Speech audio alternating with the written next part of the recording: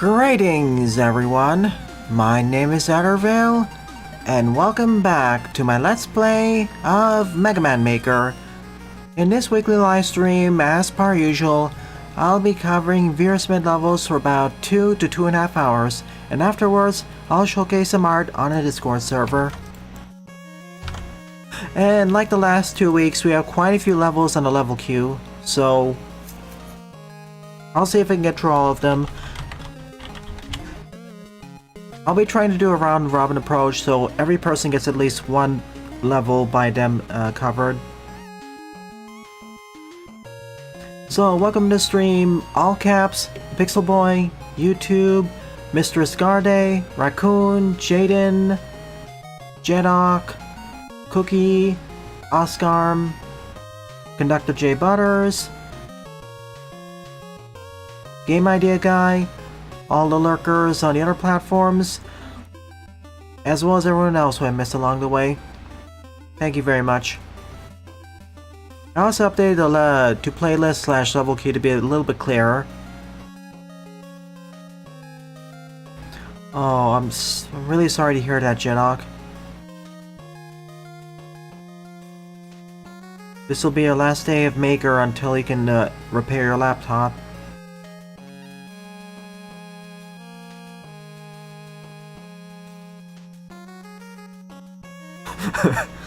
Oh, thank you for that unintentional humor, J Butters.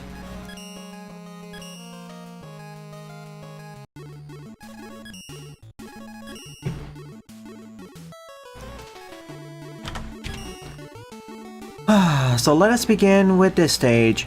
CMR, Energy Man. Oh, wait. Yeah, that's the one I need to store here. Sorry. Excuse me. So let's begin with the actual first stage, Funfair Park by Hyperman N1 with 34 plays and a score of 19.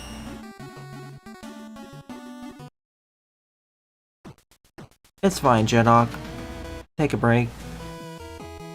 So feel free to discuss everything I've covered this week or stuff you found interesting this week of gaming. So here's the plan for this weekend. Tonight will be the conclusion of Somnibuster. Tomorrow morning will be the conclusion of the first playthrough of Spark, as well as the beginning of the second one.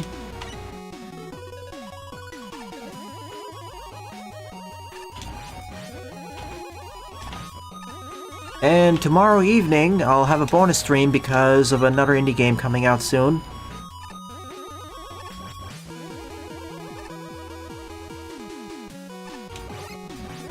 Plushies!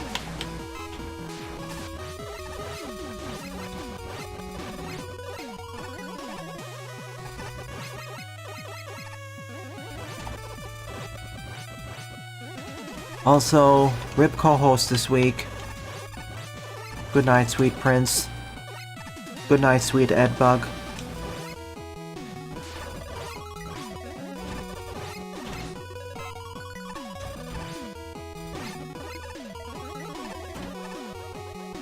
I'll respond to your comments, Jaden, in groups of 3.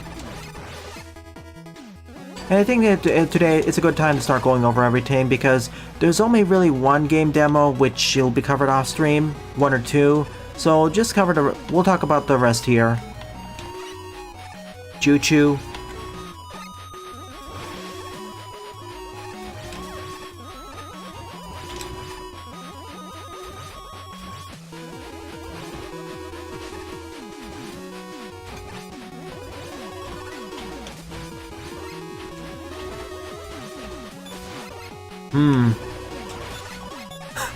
Brushed.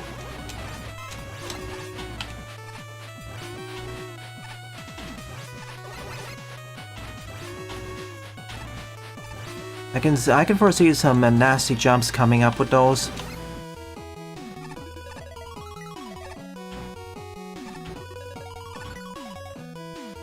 Hello, Nuclear Stomp.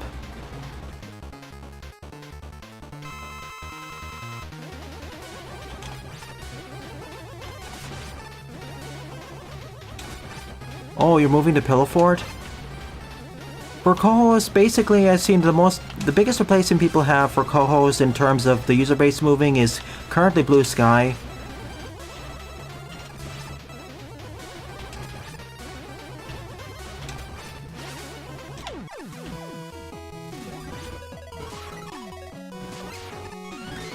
Still unfortunate. I guess Jedok, but we have to see if they still crash the game. Like last time I checked, they caused the game crash, so... Oh yeah, hello Tony Snake, it's been a while.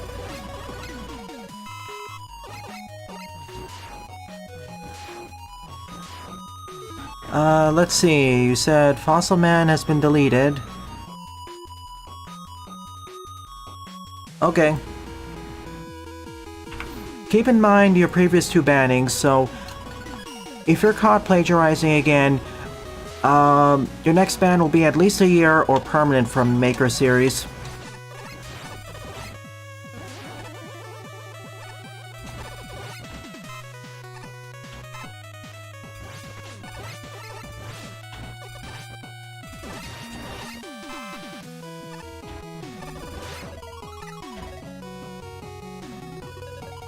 Elevator!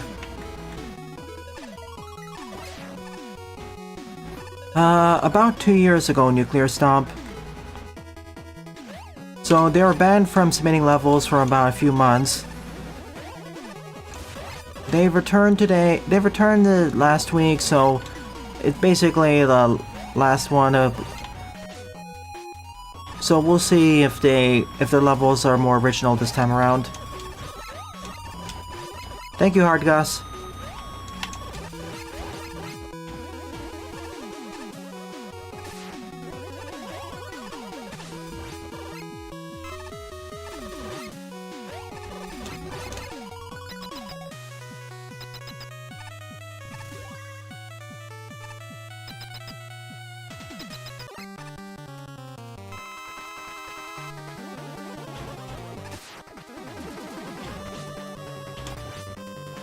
$19+?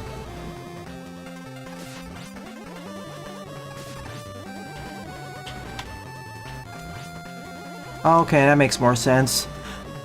There's so many games out there nowadays that there's a lot of similar or the same names.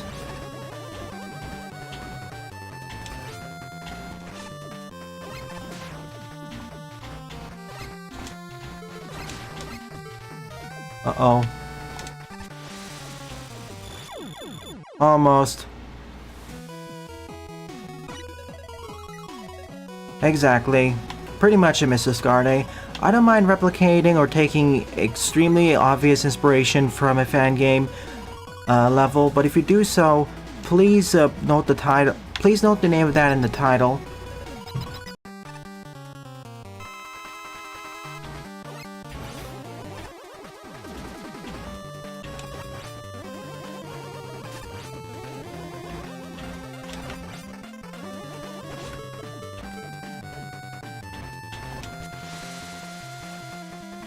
Oh yeah, deletes projectiles.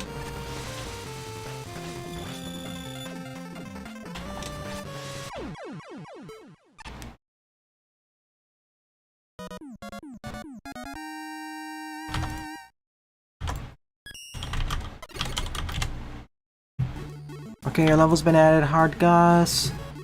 To all caps, let's see. Your level's already in the queue.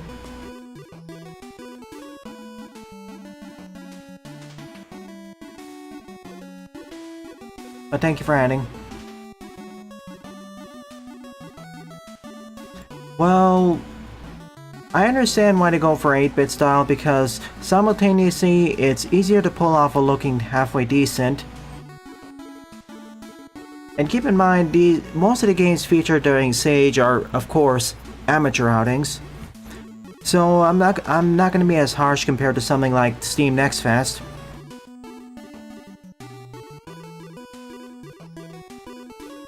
I always tend to couch my criticism depending on what the skill levels of the people are and what the purpose of the place is. Like, there's no way I'm gonna be as harsh against a game submitted to Sage versus something submitted to the upcoming Steam Next Fest, or something free versus something paid.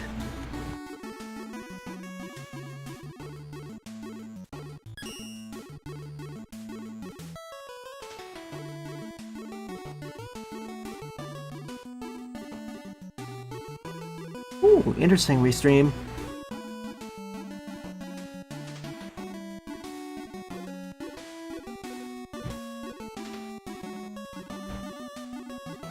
And I disagree with that about that criticism for a lake. I don't quite agree. I understand where they're coming from, but at the same time, I feel that's kind of a misunderstanding of what Sage is. Again, Amateur Games Expo.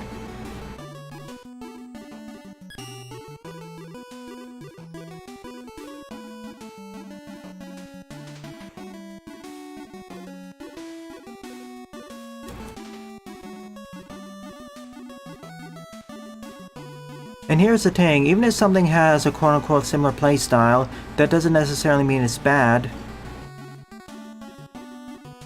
And on the flip side, if something's unique, that doesn't necessarily mean it's good. I mean, a good example would be Hot Job 94, because it has 5 very different playstyles, none of which are remotely baked. Again, Amateur Games Expo will be nicer, but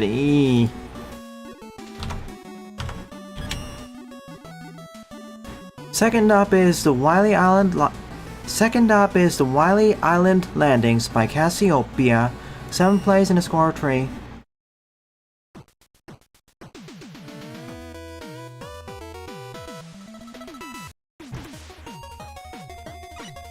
No, they were never mad, just disappointed at most.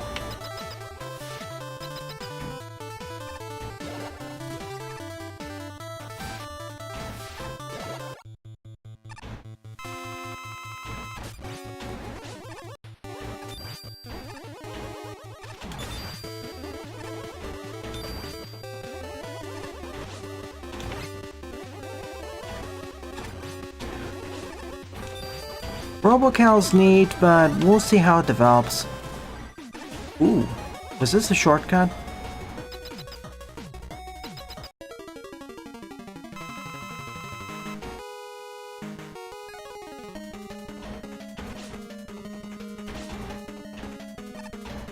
Well, even for a professional, they have some interesting takes about stuff that's also affected by them being more of a solo dev. Or small team size. And the way they have of expressing their opinions can be a bit, not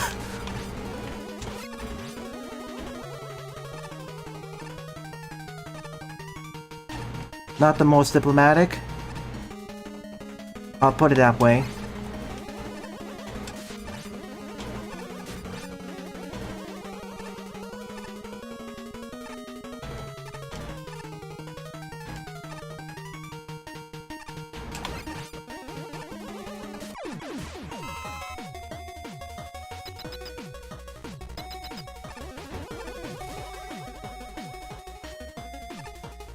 Oh boy.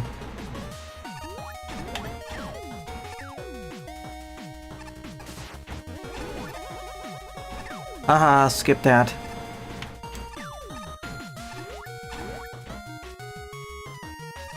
A little bit of a tricky concrete jump, but it's fun. Yeah, Shadow Generation is looking even more and more exciting with Dark Beginnings, the Sonic 3 movie tie-in, and everything.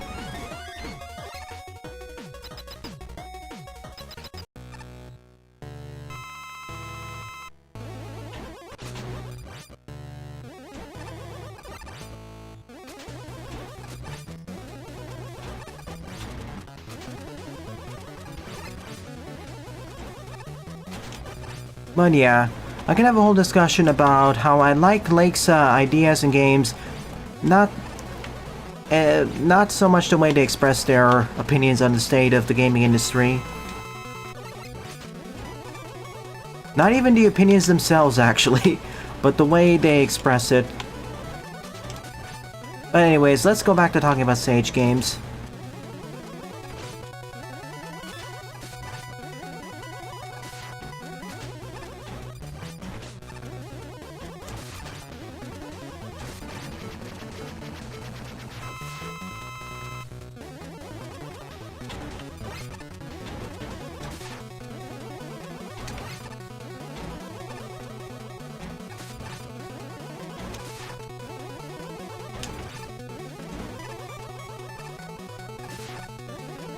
Oh.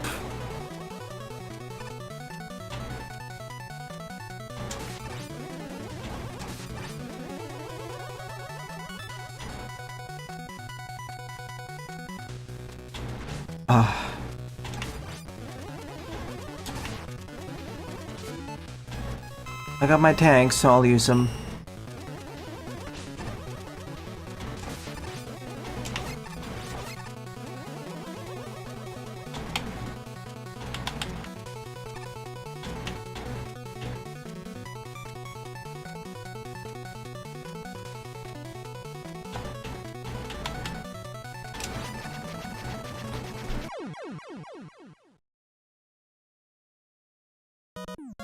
I'll be watching Dark Beginnings Episode 2 and Amazing Digital Circus Episode 3 this Sunday.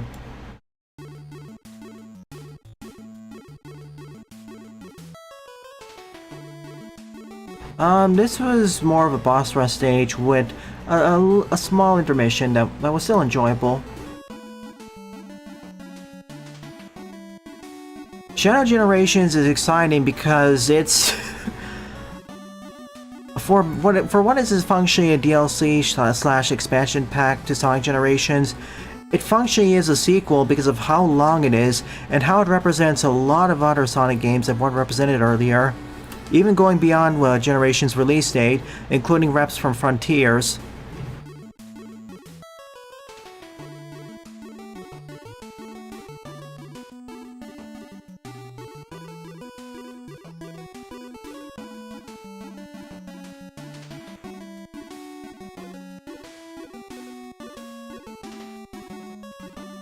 Nope, I haven't, J Butters.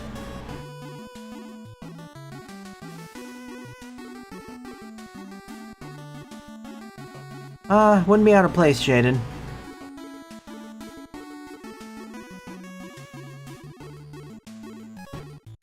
Alright, let's actually go to the next stage. Number 3 up is MMDMA Max Stage 1 Sewage System Revision 1 by Tedley. 7th place, score 4. Rail Canyon slash Bullet Station. They're gonna put some Bullet Station into it. I'm sure of it. I don't want that power. Because they did the same for Seaside Hill.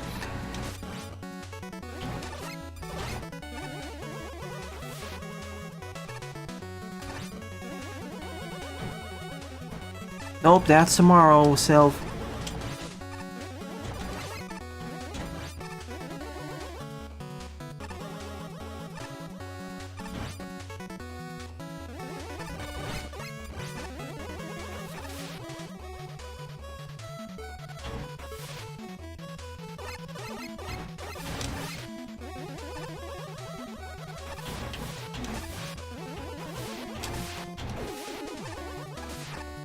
Wait, 9 zones?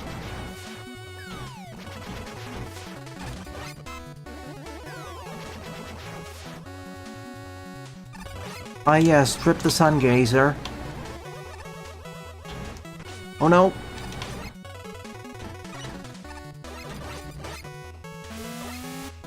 Oh yeah, Yoku's.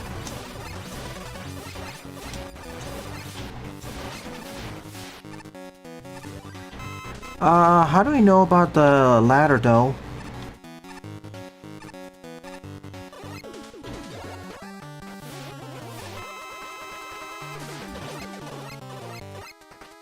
I won't be able to say for sure until the game actually comes out.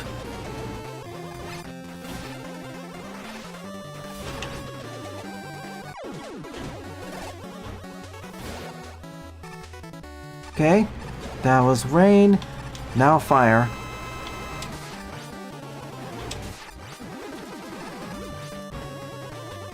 I don't think Pumpman really needed that nerf.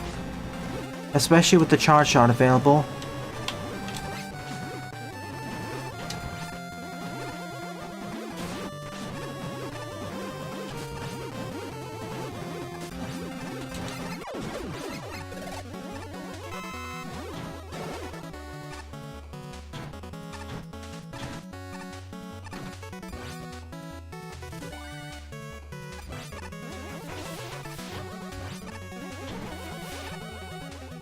Okay, formula throwing up has to look different, but don't actually impact the gameplay that much. Well, we'll see about that. You know what the hilarious thing is? Shadow Generation is going to be $30, whereas Superstars was $40 or $60 at launch, USD. Like, excuse me? Superstars is many things, but it was not definitely worth. Let me see actually. Original launch price. Okay, yeah. Sonic Superstars is many things. It's not worth $60 at launch. No. It should have been released as a $30 or $40 game.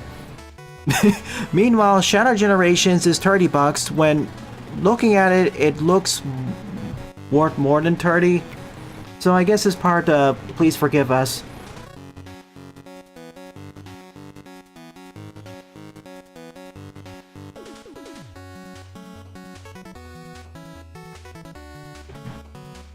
I would like to see some Superstars rep too.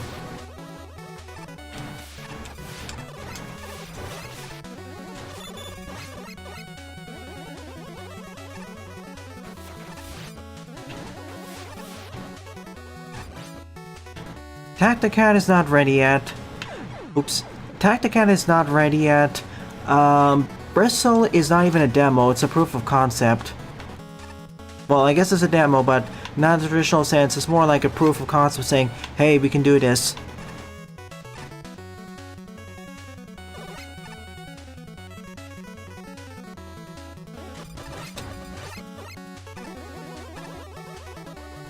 Ah, yes. Overly gaudy capital.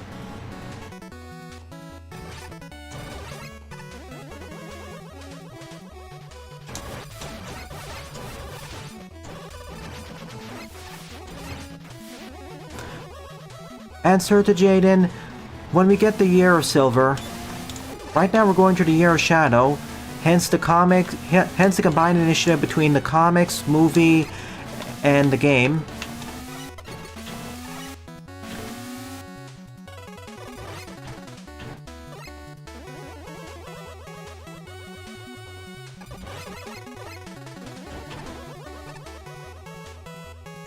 I always found that criticism of on the boost formula, but all levels feeling the same, being simultaneously.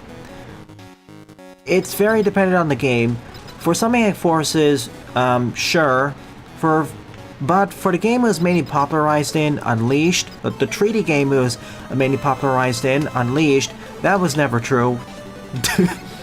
Like, have you played? For those who say that, have they ever played the mid to later stages Unleashed?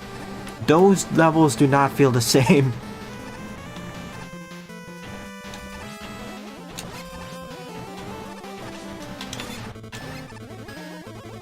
Same with Generations. Although Generations could do with more padding and more varied levels, base Generations.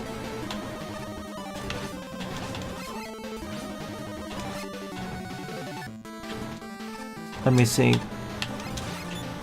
Nope. Okay, that works.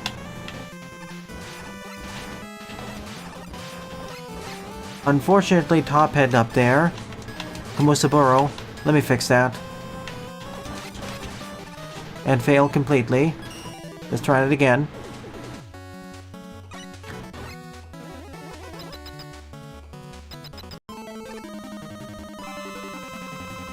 Well, redeem the formula from how much forces screw it up.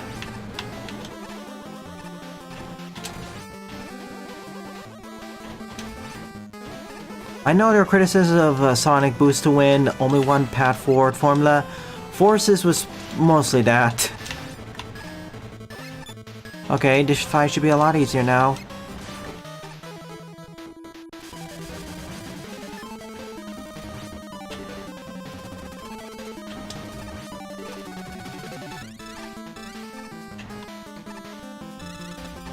Okay, I found it.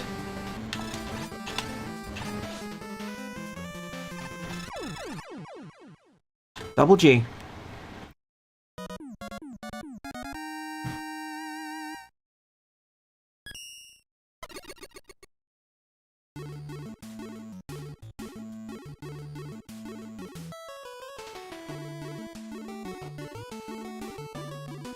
The boost games were never easy.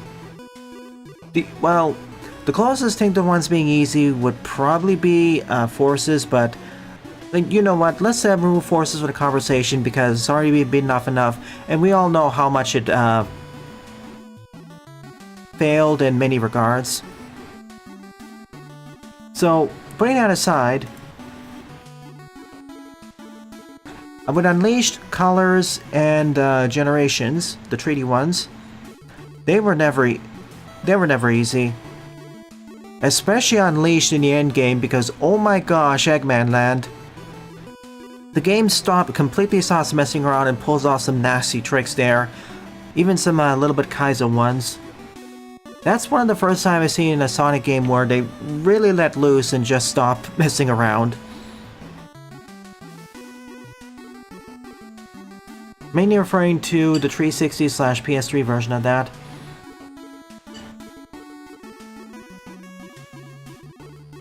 That is a major fetish? I thought it changed. It is fun to blast through, but oh goodness, for the first time you get through it, and you have to do it all in one go, well, when I say one go, I mean one game session.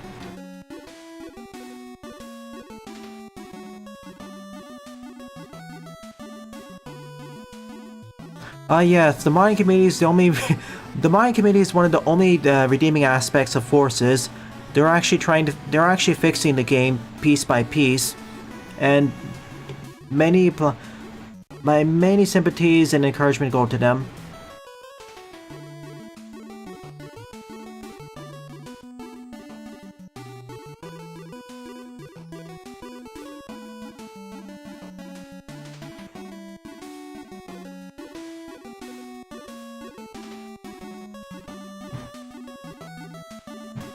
Here's the thing, Eggman Land's only 10 minutes long if you're good at it. But the first time through, most players aren't that good, and oh gosh. I honestly believe they should have broken it up into 2 or 3 acts, so people can actually walk away or choose something else. Scruffy Minus is interesting, but we didn't get the best look of it during the showcase because of how the second revision got rushed, and I accidentally wrong warped to the ending. That was funny.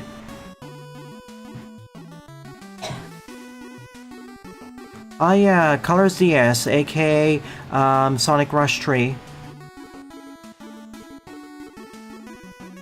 It's interesting because the boost formula originated from Sonic Rush basically. And that has its own take on the whole thing. And Colors DS is underrated, I need to eventually play that.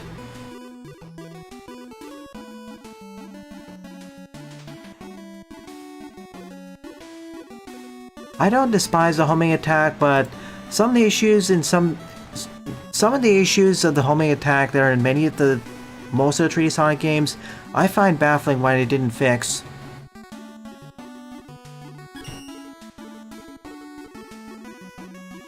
Alright, forward up is Sewer Tunnel by Oscar. 37 plays, score 17.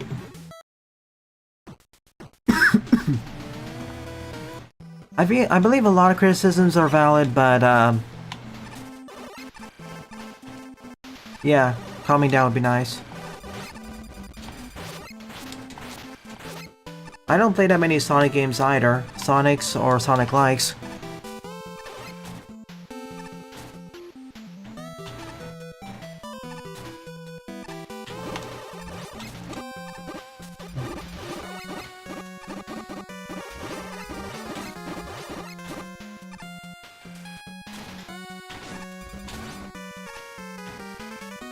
Come on, Ice Weldy. PS2 and Wii also change up the level design quite a bit and have a different boost system and progression a little bit. Or quite a bit.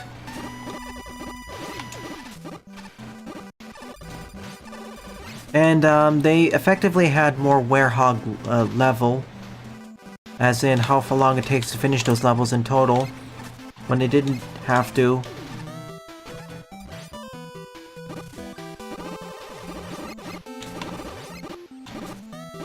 For one Scooby snack? No.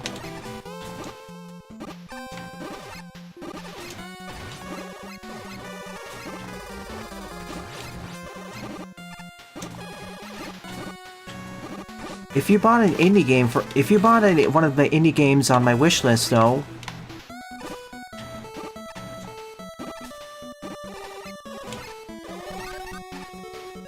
Shishi!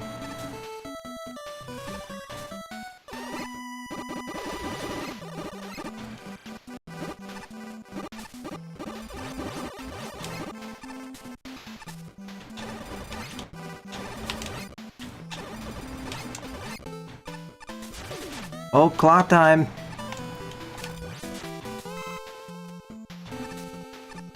Okay, you meant... Hang on a sec. I need to check the chat messages.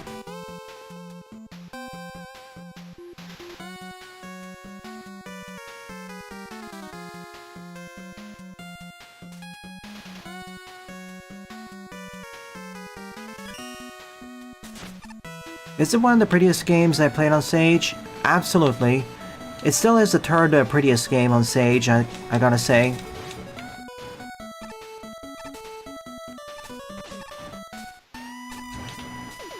If you find a prettier one, that you say is a better number 3, let me know. Like, the prettiest one to me would be Horoscope, followed by Witchfall.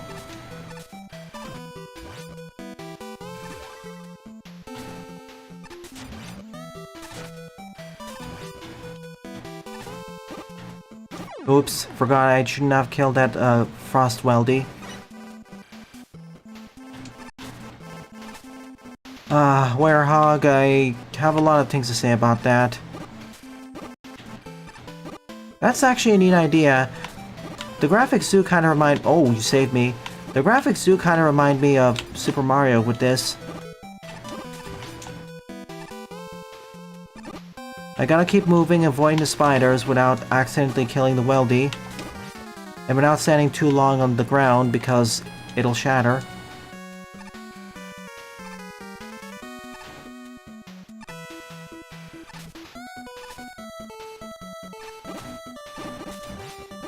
Combat should not be in Sonic. I disagree with that. See my thoughts on Sonic Frontiers. I found the Werehog fun, but my issue with that is, okay, it's basically... The Werehog is basically... in between... It's basically a God of War clone. Somewhere between a God of War clone and a... Well, not even character action yet, but somewhere there. The problem is, it's not as good as either. If it's to be more of a it should have been more of a spectacle with shorter stages that focus more on the set pieces and focus more on a diverse set of enemies that force you to use different moves instead of the very base that you could use repeatedly.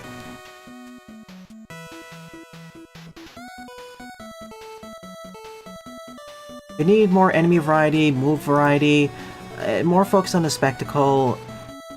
The combat needed also better flow, indeed. See God of War. Air combat was... that ties into my earlier point. And the stages themselves did not have to go on for that long. Again, sometimes subtraction is necessary.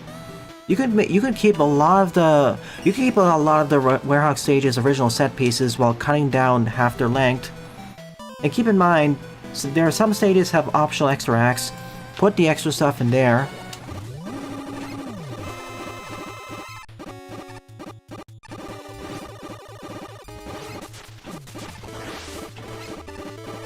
Hang on. Alright, this thing. shaking uncontrollably.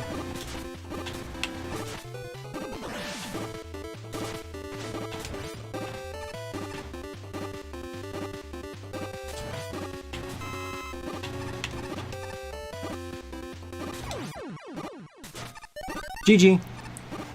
We ended up in the original Mario Brothers stage. But those are my thoughts about 3D Sonic games currently from someone who doesn't really play 3D Sonic games. Or 2D or Sonic games or Sonic likes in general. Like the last true one I played was Generations. After that I kind of fell off because of the wonkiness of stuff.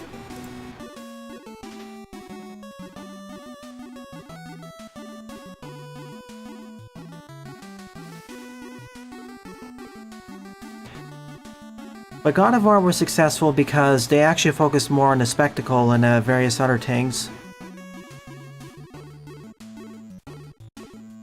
There's a reason why a GOW is not considered a character action game traditionally.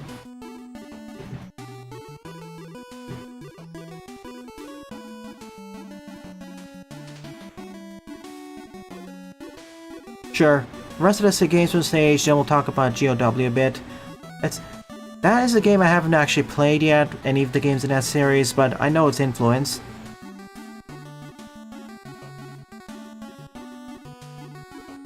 Yeah, for Mr. Shoot 'em Breaks Out,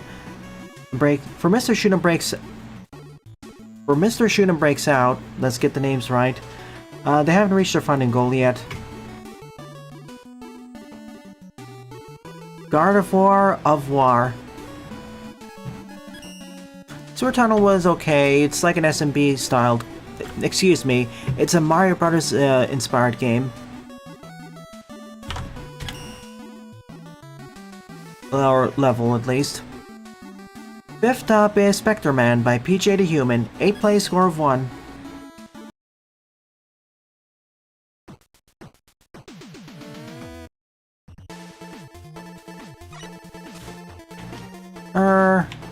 Yeah, I'm gonna take this just for safety. I never actually covered 19 plus because no one actually recommended it to me. So no, I'm not really covering that for Sage unless there's enough interest for that. I'll ask around.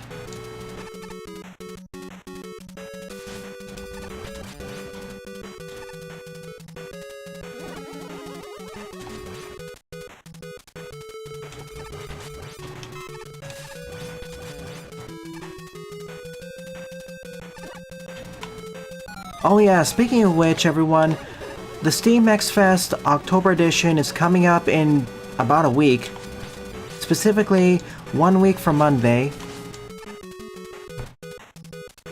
On the October 14th.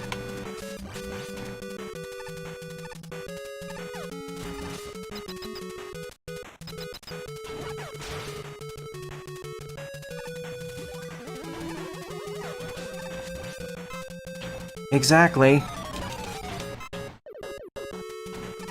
I already know at least 2 of the games I'll be doing in the next fest, so watch out for those. One of them is technically a dev friend request. I see. The other is a sequel to a game I've already covered on the channel.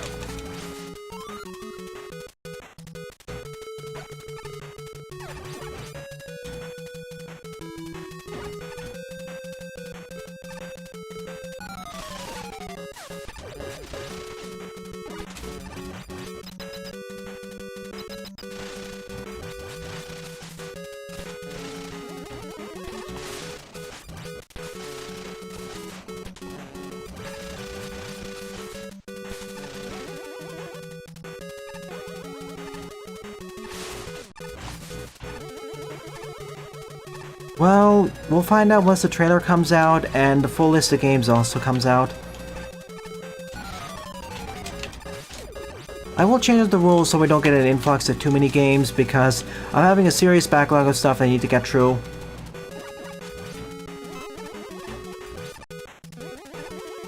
I'll probably reduce the number of games you can recommend down to 2 primary, secondary, but we'll see.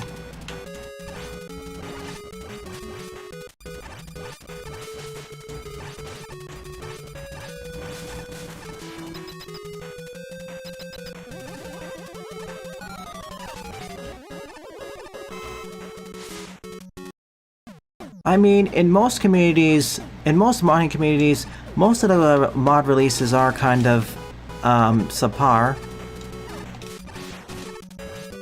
That is just a fact of those communities, unless they have strict curation standards.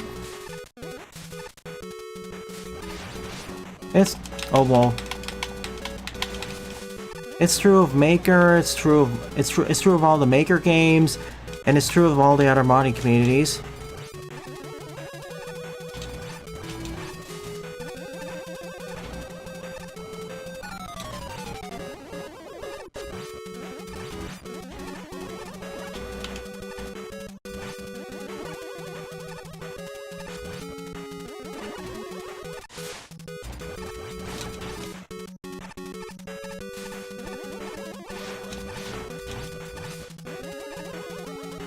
Well, at least the stage is less bland now.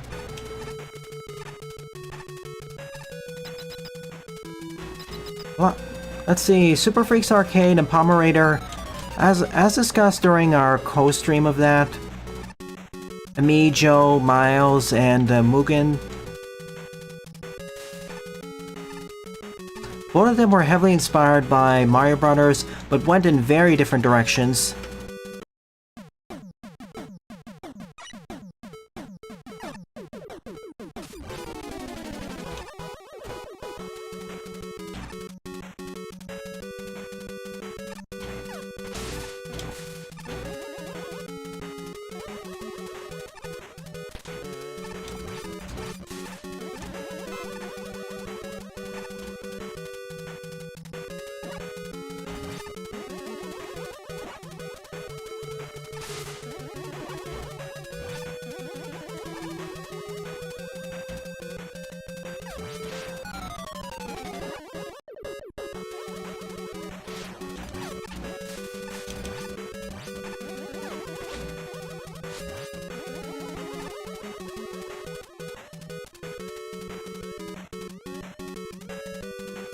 Ugh, not there.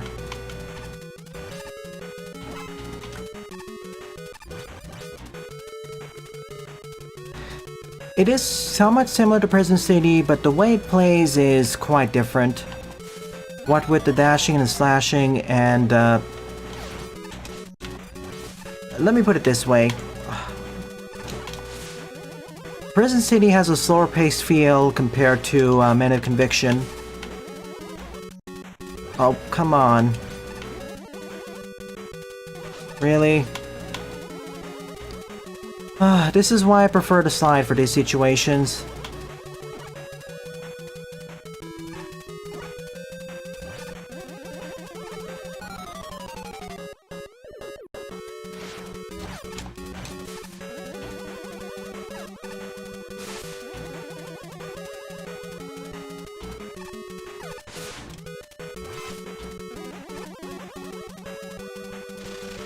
Okay, we're back. And that's actually a hole.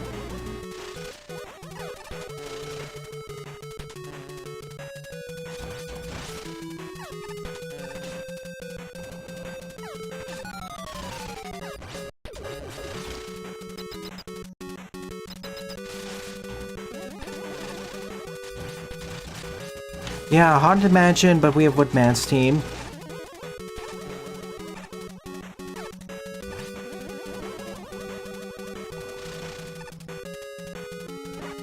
Oh shoot.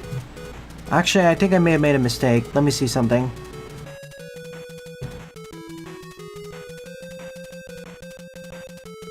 Hang on a second. Wait up. Hold your trains. Did this have an NSF replacement? Oh no. Hang on a sec. I need to fix that.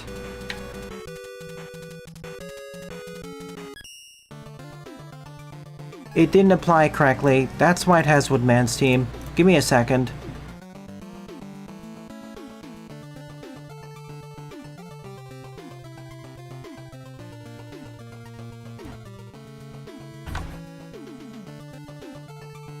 Sorry folks, that is not the team you were supposed to be hearing.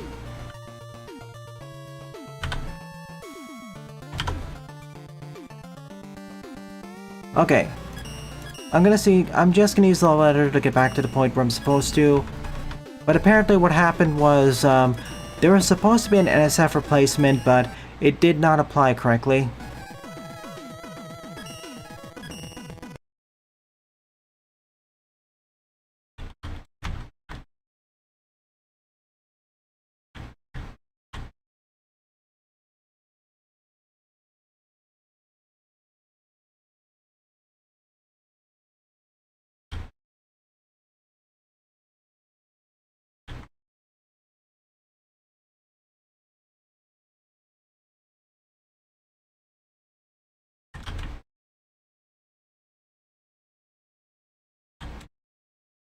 Okay, we're back here.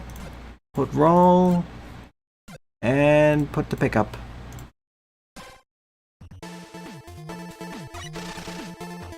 Alright. Didn't switch the music, eh?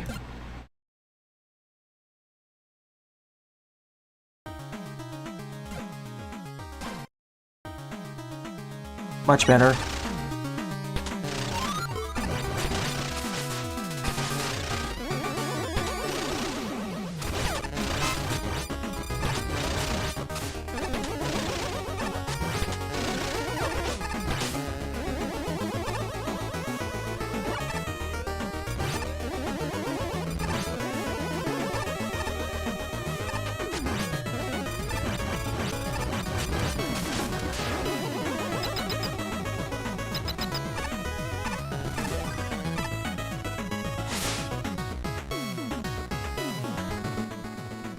Shovel Knight track.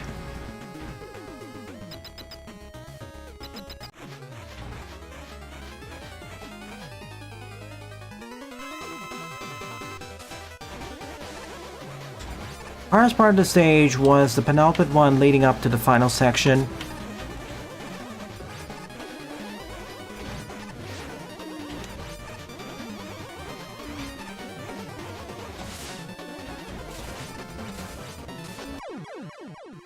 Double G.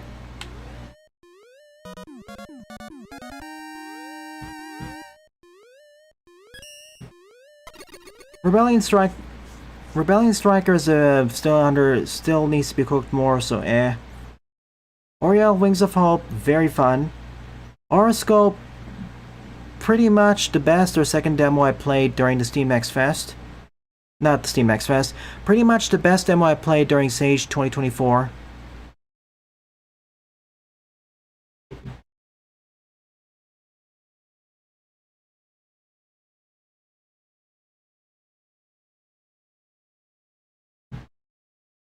Thank you, Sunflower.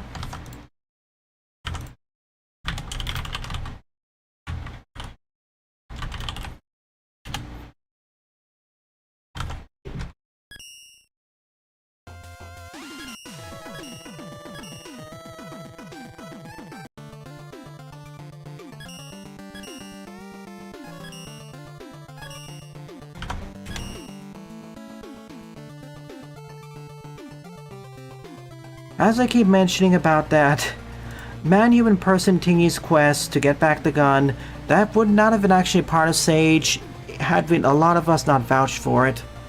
Then it got put in as an exception.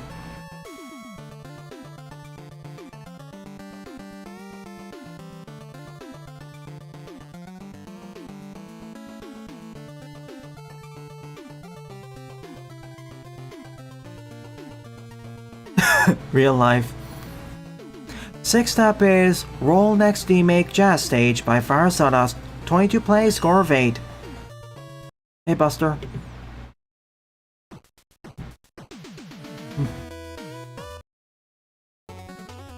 Made in love. With love.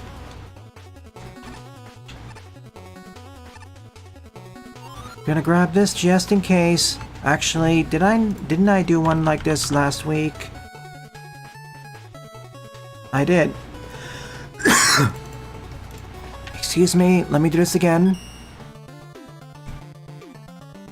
Sixth up is Roll Next Remake by Sixth up is Roll Next Remake Jazz Stage by Fire Sawdust, 22 play score of 8.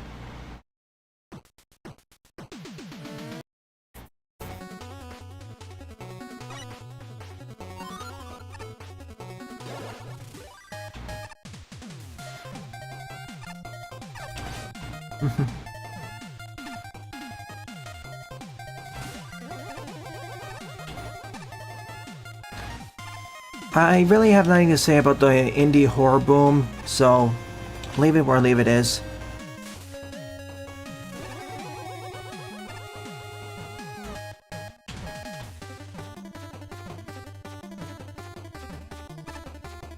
About Scream Fortress. Once Spark is done, I will do a TF2 multiplayer session on one of the Sunday mornings. FYI.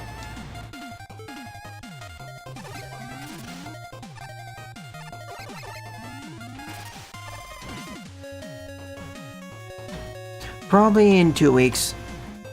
1 or 2 weeks, we'll see.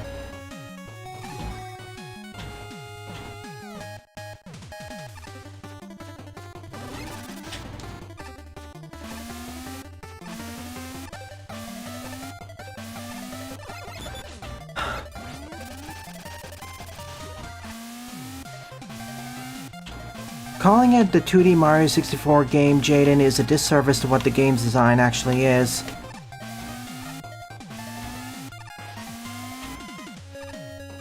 Oh shoot.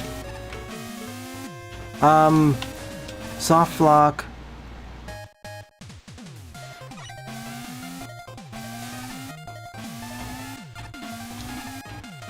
Oh shoot.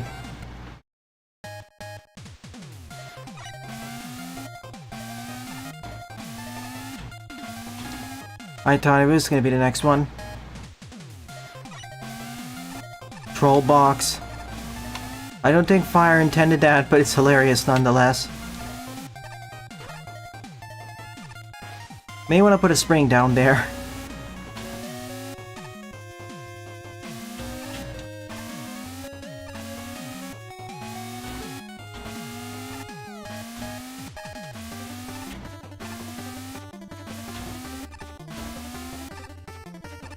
I don't really have enough knowledge about the indie horror, specifically indie mascot horror. Ooh, cubes in the background. I don't have enough knowledge about indie mascot horror, the indie horror genre in general, so I won't comment.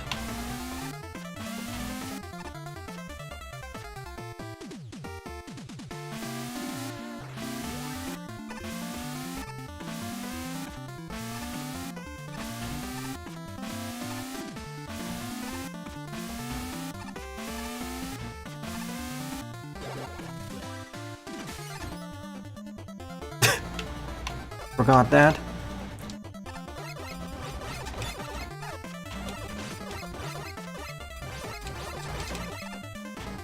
Oh yeah, I had the Switch or something. That was hilarious.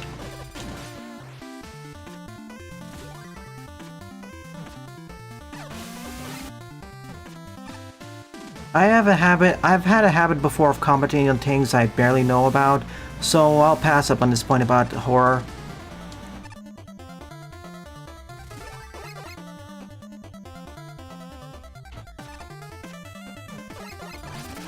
So I'm not gonna just comment on the quality or lack thereof of stuff.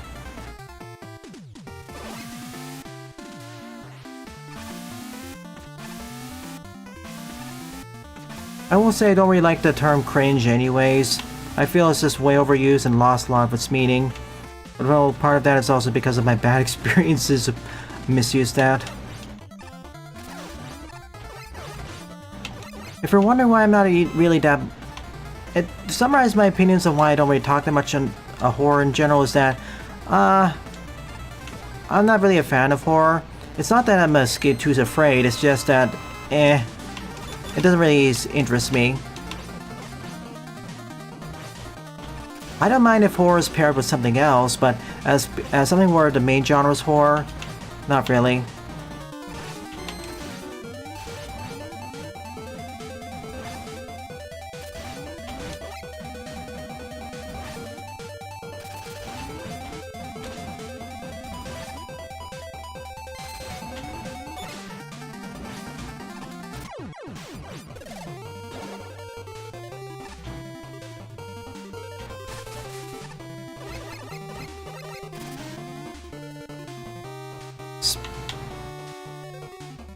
Thanks for the help.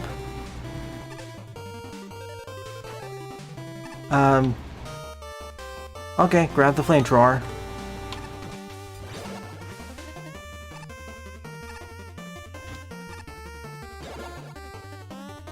Oh, depending on how much damage you took at the end of the fight, it shows my score.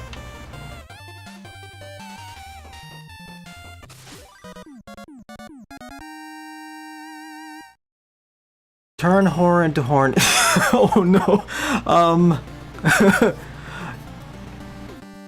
I'm sorry, Buster. When I read that comment, I thought it was actually Sylveon who posted that, not you. GG for writing the funniest comment again this week.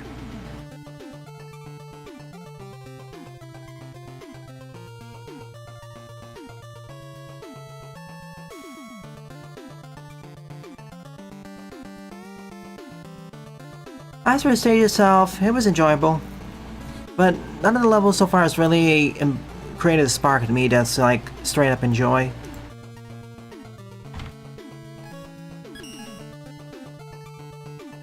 I've seen some of those things popping up on Steam, Itch.io, GameJolt, and other socials.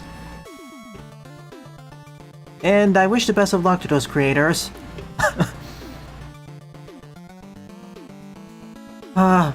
You know, that reminds me, when did the terminology for Gooner and Edger become so prevalent nowadays? I mean, in this current month of the year 2024 AD / CE.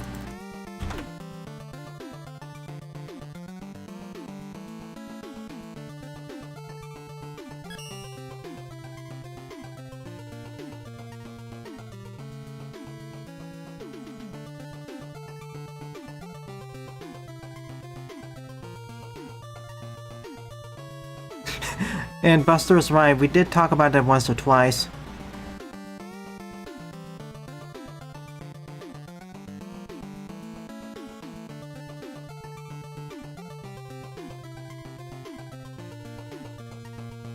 And before I move on to this topic, mascot horny? Please no. Oh, if only you knew the history.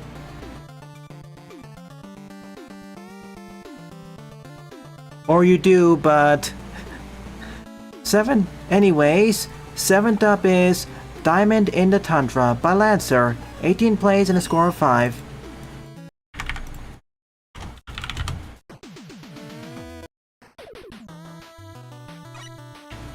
Ooh, pretty. Good start.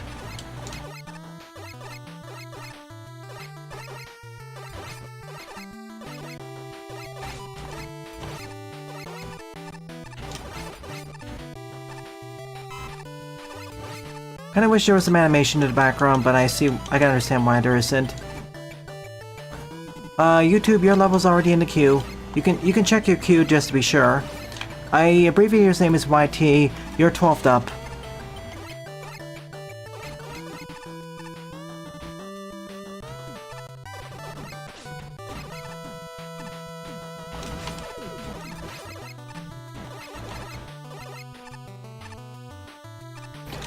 DM me the name.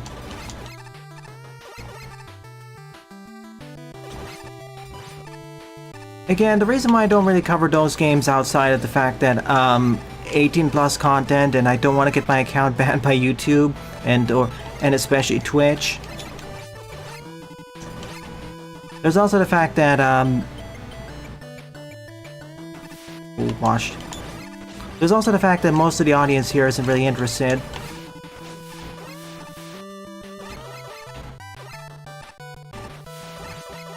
Okay, that's a nice visual aesthetic meshes. Meshing together well. I don't have sliding. Do I have movement options? Nope.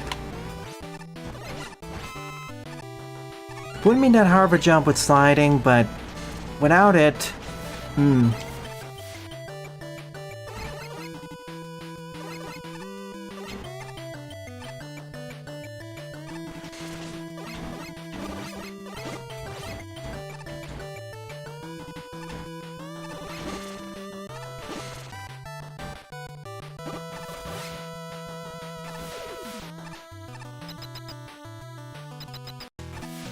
Thank you.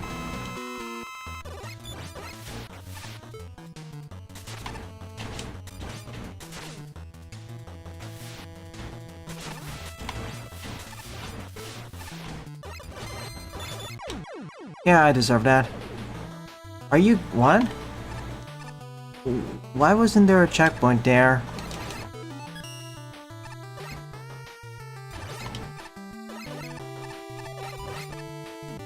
Like, that would have been a perfect place... well, I know.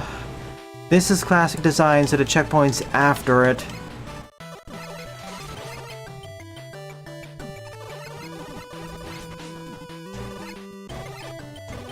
Jaden, we're making jokes. I'm allowing it because it's more jokes. There's a difference between recommending something like that versus joking about it. This is all stuff we made jokes about during high school. Come on, this is the PG-13 server.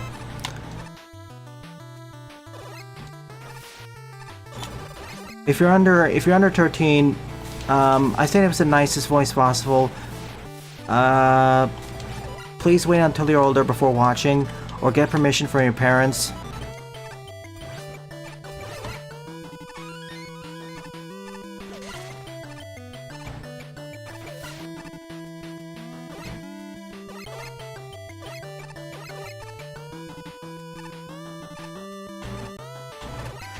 Be gone, spider.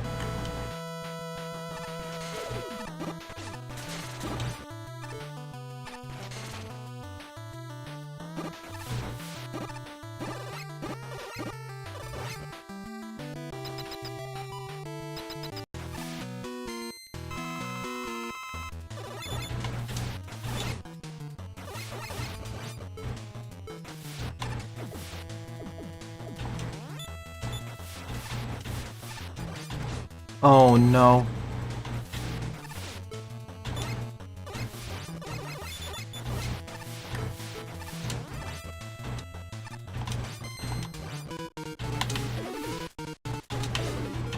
Well, at least he was originally designed without sliding in mind.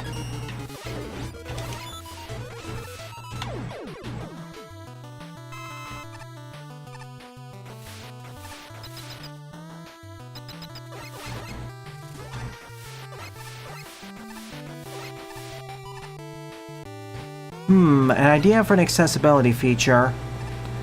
Mercy screens when you die, and if it's right before the checkpoint, you can respawn there once. Oh, or if you want to put it another way, how about temporary checkpoints where they can only be used the X amount of times? And the accessibility feature is you can change the number of times they can be used before they expire, going from 1 to infinity.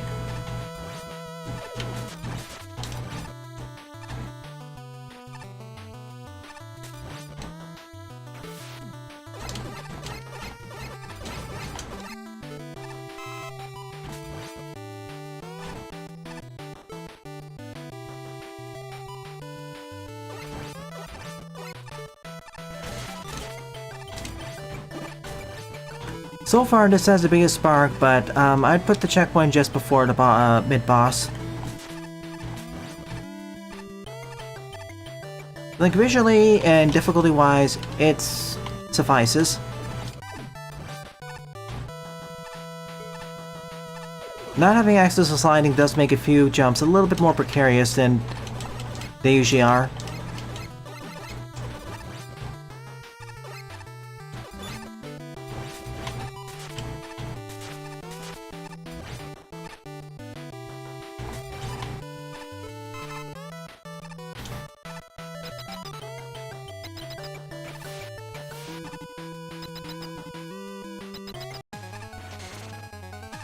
Toho Lost Poem.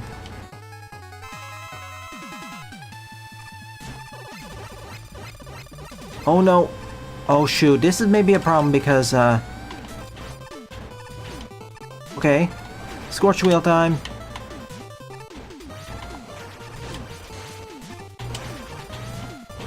Oh no. Yeah, this may become an issue. Why? Does that mean this is not the end of the stage?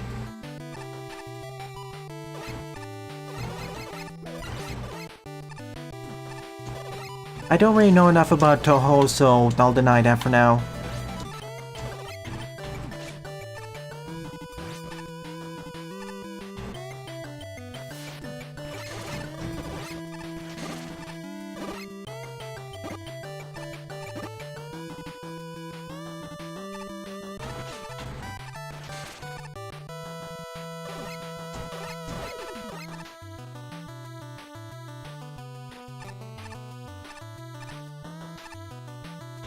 Exactly. Here it seems a little bit bizarre why it be placed before a checkpoint. Like, I can understand why they do it, I just don't agree with it. Like, the rest of the stage is perfectly tuned for its difficulty. It's just that the boss fight itself is... Okay, oh no, I see what happened. The checkpoint's here. I just jumped over, I landed over it or jumped over it last time, so it didn't trigger. That's what happened. So they did put a checkpoint. The problem is, it's kind of easy to skip over it by accident. This is why you want to use the line one.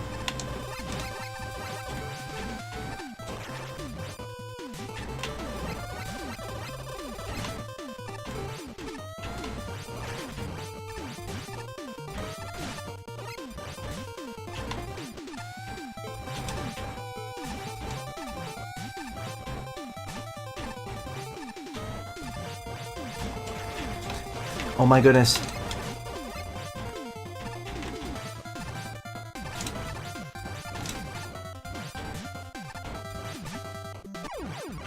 Bouncy.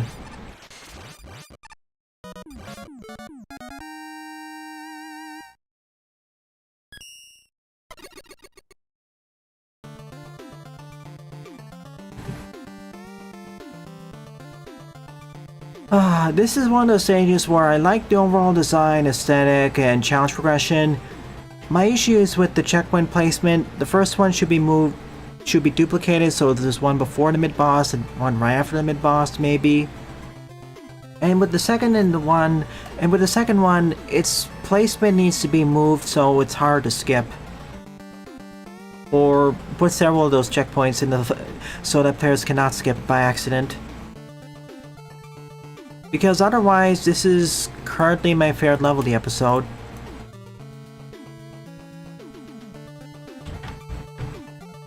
Alright, let me check my DMs.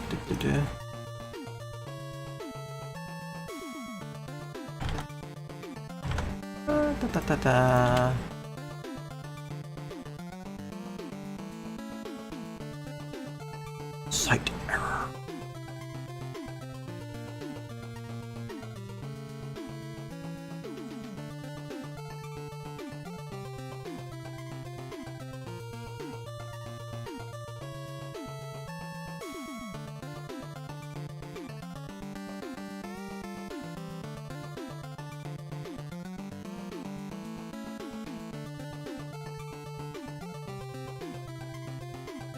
Neat.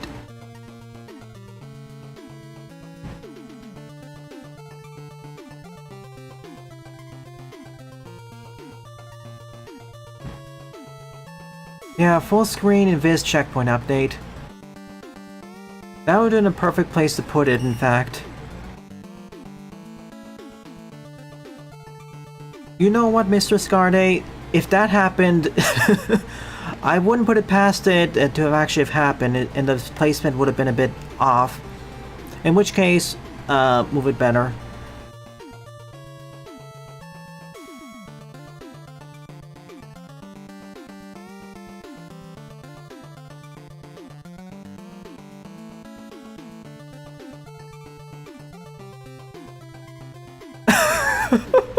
Oh, Buster's getting out the bangers this week.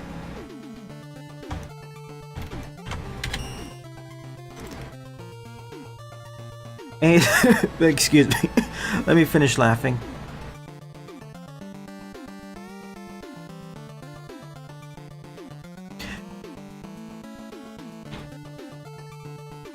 If I ever decide to do that, Buster, the closest thing is gonna be a Kiba's trip or something.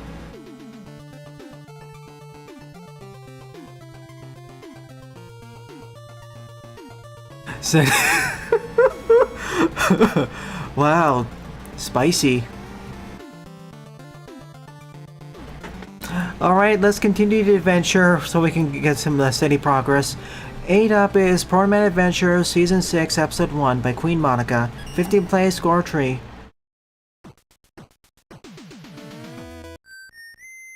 Now, Metal Gear Rising is awesome in its own way. Okay, Proto-Man's back. He falls in a pit.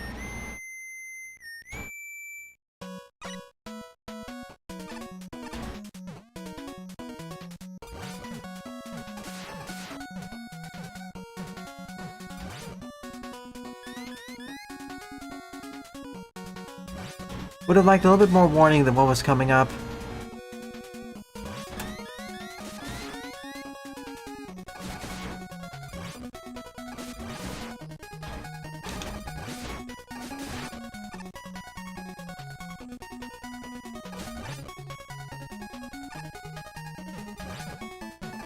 Unless I just missed the switch below. I'll check it out later. I think I know. Oops.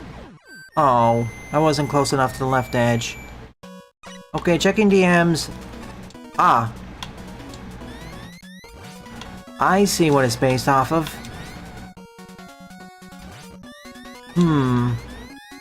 I'll look more into it later.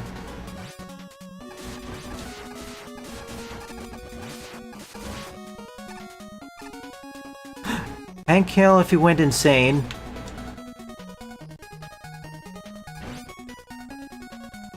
An evil, crazy strong version of Hank Hill.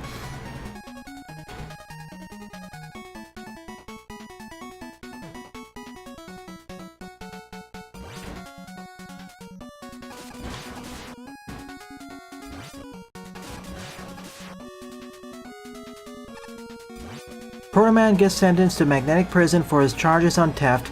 He's still escaping the police for that one time he stole the elevator 4 years ago. Yeah, the statute of limitations on elevator theft have not expired yet.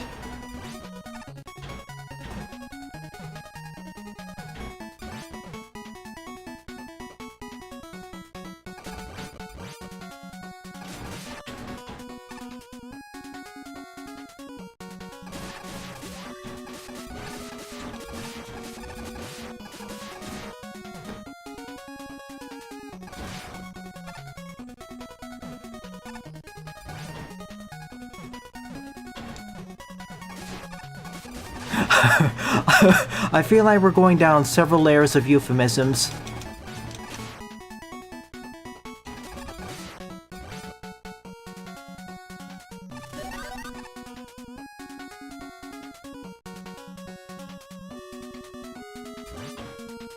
Walking the tightrope indeed.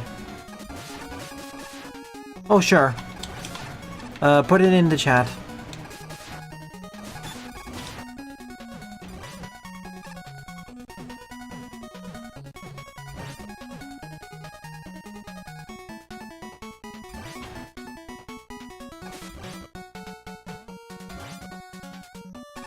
Actually, that may have been a bad idea.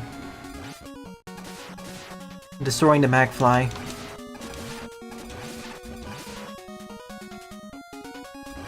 Guess it wasn't.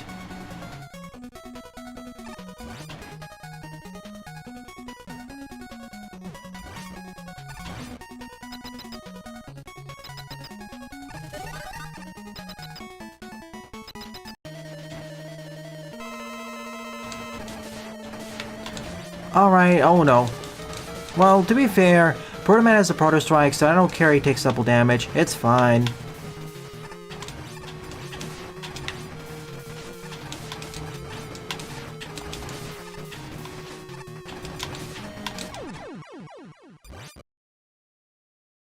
I get the joke, I just didn't find that funny. Thank you, nuclear. Okay, so if you've been added.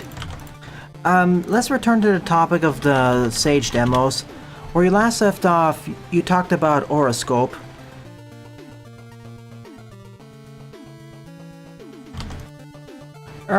A magnetic focus stage, but otherwise fairly plain. It focused more on the central mechanic that could have been sped up a bit, because there was quite a bit of waiting around that wasn't exactly necessary. Like, you could shave off 2 or 3 units of time from the 9-second switch swappers, and you'd better pace the stage that way. Oh yeah, Human Ting and Witchfall. Aren't you also going to talk about the games that I covered but haven't produced the Let's Tries for yet? Ninth up is MMGO Glacier Man by all caps, 36th place, score of 10.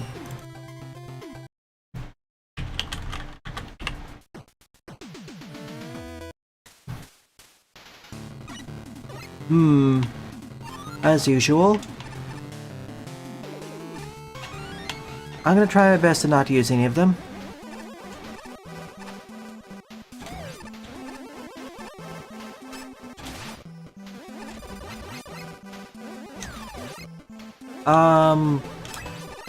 How about Adventure Kitty? Or Lydia's Deadline? Or Distancy?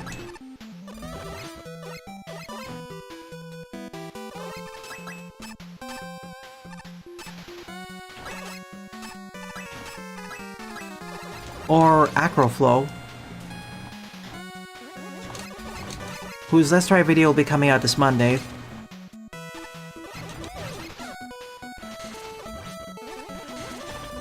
Just keep on moving.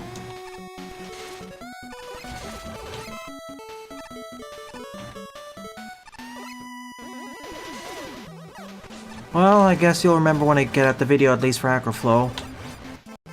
I'm gonna take a detour from the Let's Tries from next week because, oh gosh, I'm dead. Because I need to push out some of the Let's Play stuff soon.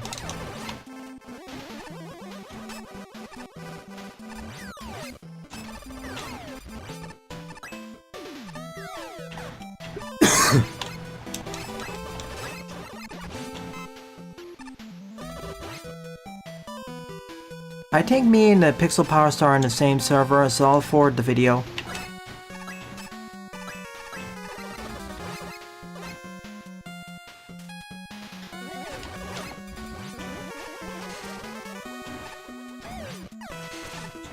Oh no.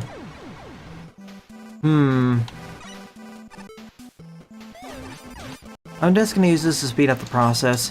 To get back there. Nothing more.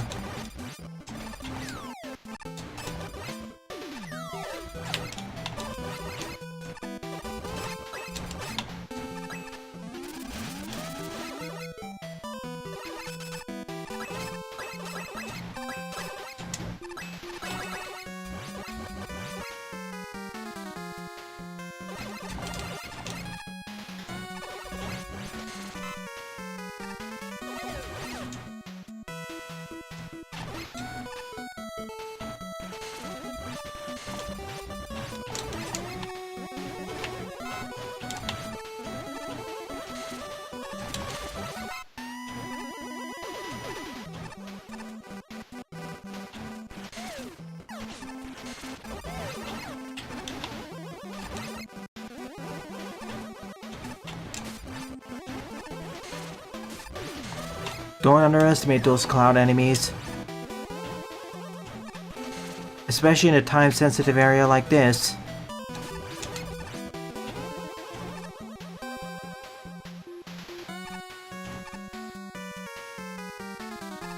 Made it!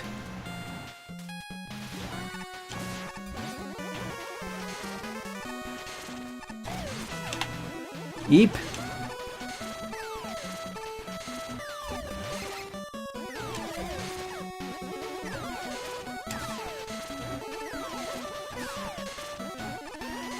Gotta keep moving.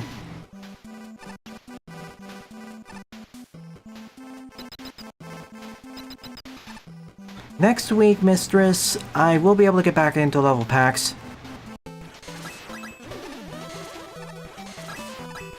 It won't be yours, it'll be one of the earlier ones, but I will get to yours eventually. That I can assure you. Squirrel with a gun for an April for something that's really goofy actually looks fairly competent. Out of all the Sage 2024 games I've played so far, what would I say is my favorite? Asked Jay Butters.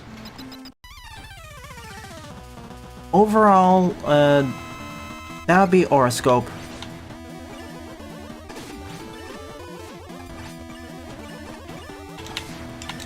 For both its gameplay, overall design, and sheer length, actually. Like, the demo took over 30 minutes to complete with all the amount of content, and I still missed a lot of secrets.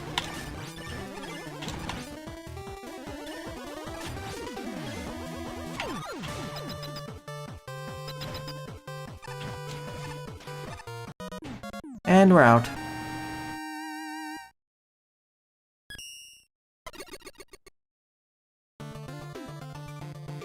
In the final game there'll likely be a way to fast forward or skip the story, so I don't mind that much.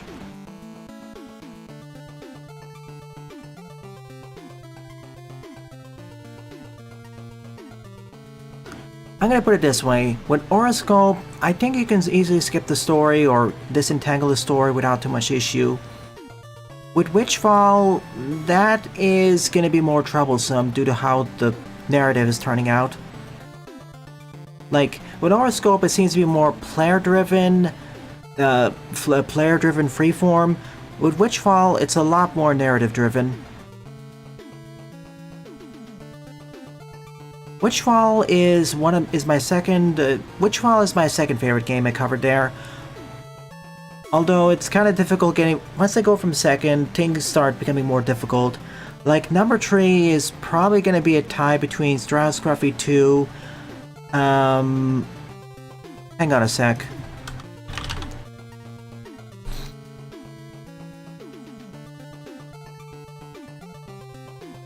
Hang on just a second.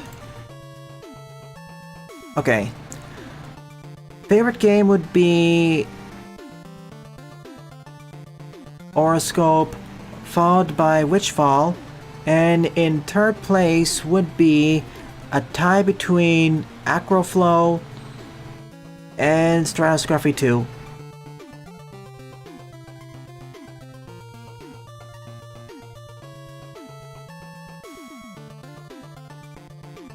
Fourth place would be a tie between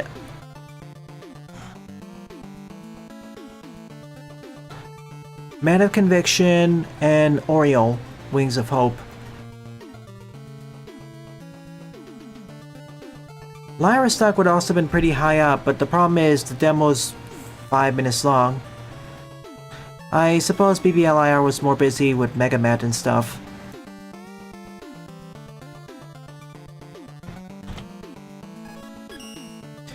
This is a little bit simpler in terms of its design, or more Spartan, but it does pose a challenge, especially during the sections where you have to run on top of the sleet ice.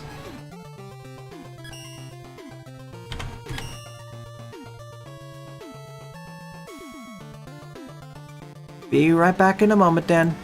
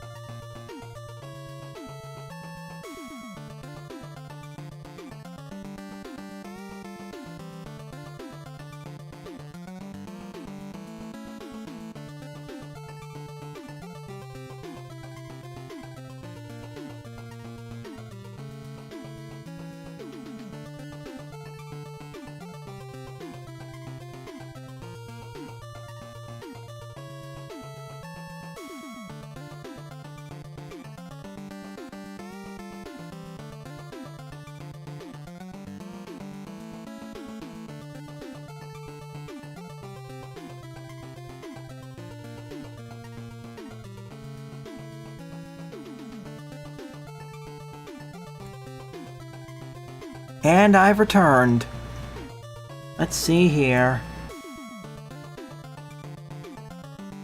Oh, we'll miss you too, Jock. I'm sure there'll be other ways for you to contact us again. Like, if worse comes to worse, you can always try going to your nearest library and at least send some occasional messages from there. Hope it works out for you.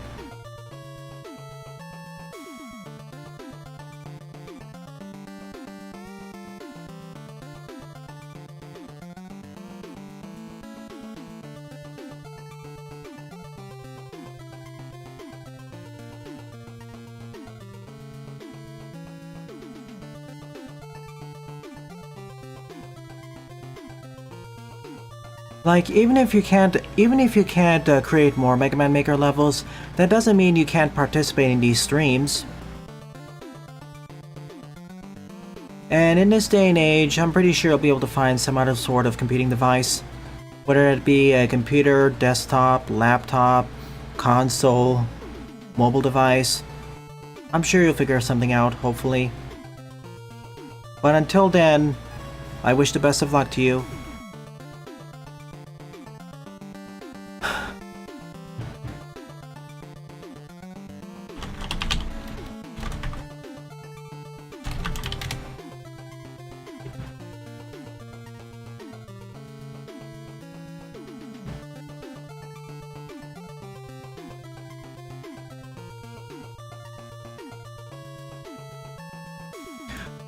Tenth up is Tomahawk Z by Yahari Masashi with 31 plays and a score of 15. A level with assets that only start with that'd be neat. Okay, as a reminder to those who came later, as a refresher to what I'll be covering as well as those who arrived later, tonight I'll be covering the conclusion of Somla Buster, and tomorrow morning will be the continuation of Spark, the Electric Jester 1. And tomorrow evening will be a shorter stream where I will cover another indie game that's gonna come out soon.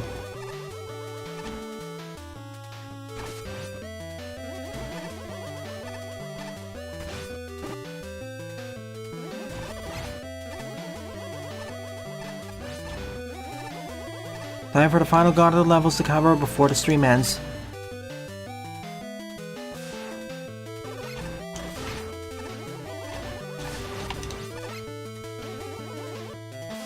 That is really bizarre, Mr. Scarday.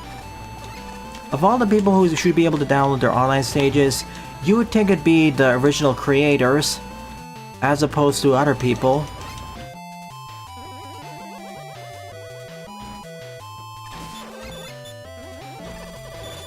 Again, this is not a permanent goodbye. It's only a temporary farewell.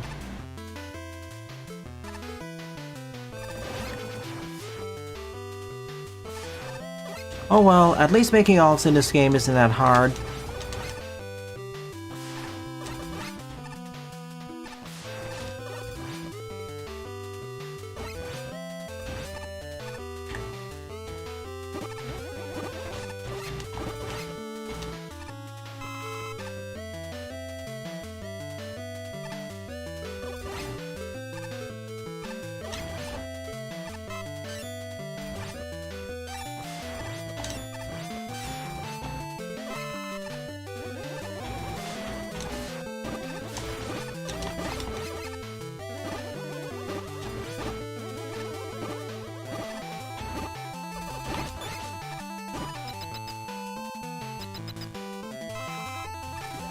Max for everything. Oh, that's it? Well, I guess it was a short Tomahawk level. Huh?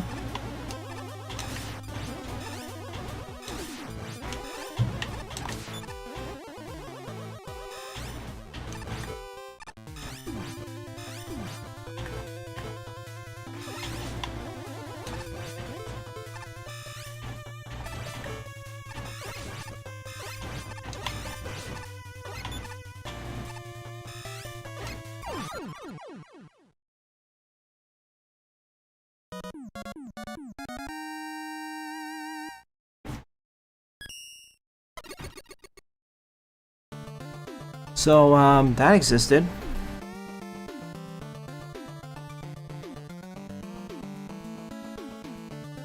Hang on a sec, I'm gonna rearrange the levels a little bit.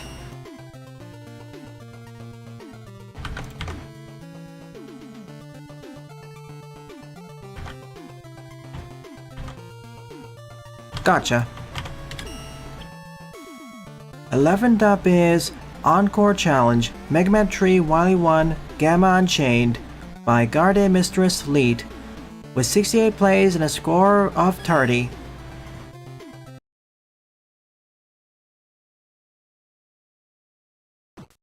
You're up. Ooh, nice visuals. It looks like we're on a construction site next to a waterfall or rushing water. No charge shot for me, but I got Mega Man 3 weapons and utilities. And most importantly, the slide.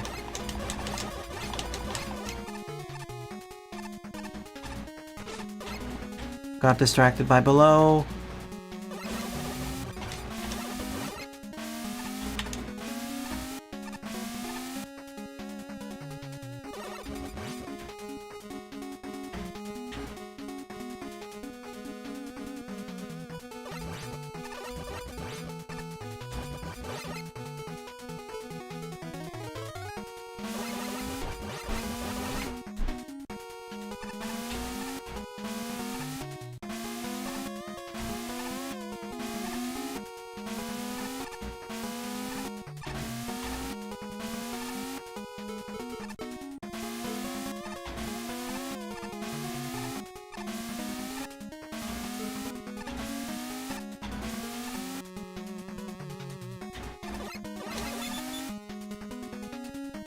A better start to the Wily Tree Fortress.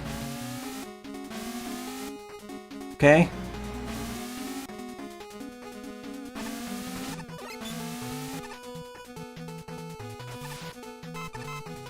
I always love seeing the water that recolors everything that goes under it.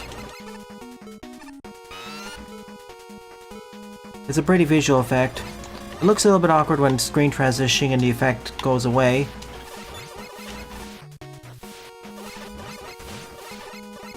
Decorations are one of the best things the devs have added, sure. It goes wonders for graphics and aesthetics, improving them.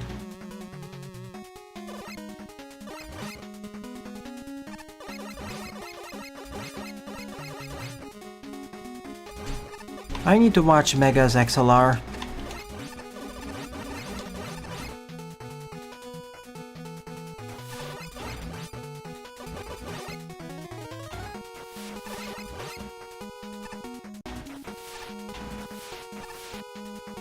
Like, visually, this is the second or best stage, I'd say. The other stage, Diamond in the Tundra was the best looking ice stage. This is the best looking fortress stage of this week.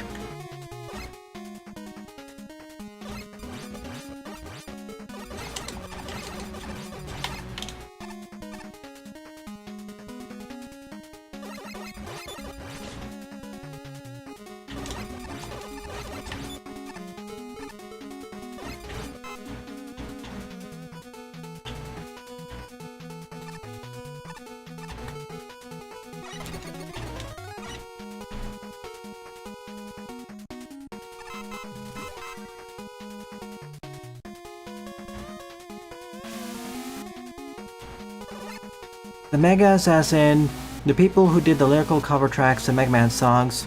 Cool. Gamma Unchained is the name of their Mega Man 3 Wily 1 cover. Ah, TIL. Like, look at this. We're going through a fortress that's overgrown with vegetation, and even has water in the bottom.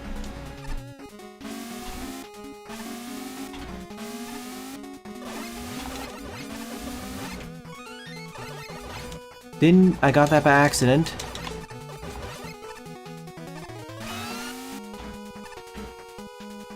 And what makes this stage more interesting is that it purposely limits itself to only using Mega Man 3 enemies.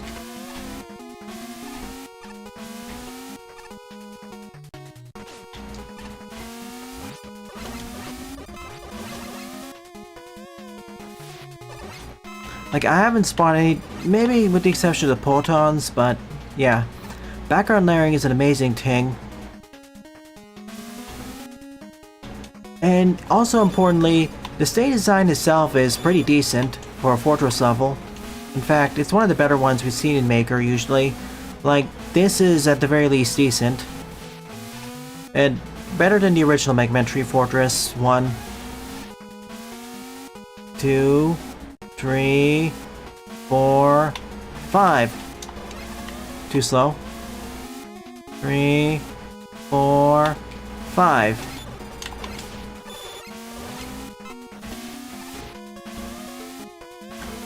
Being more patient than usual.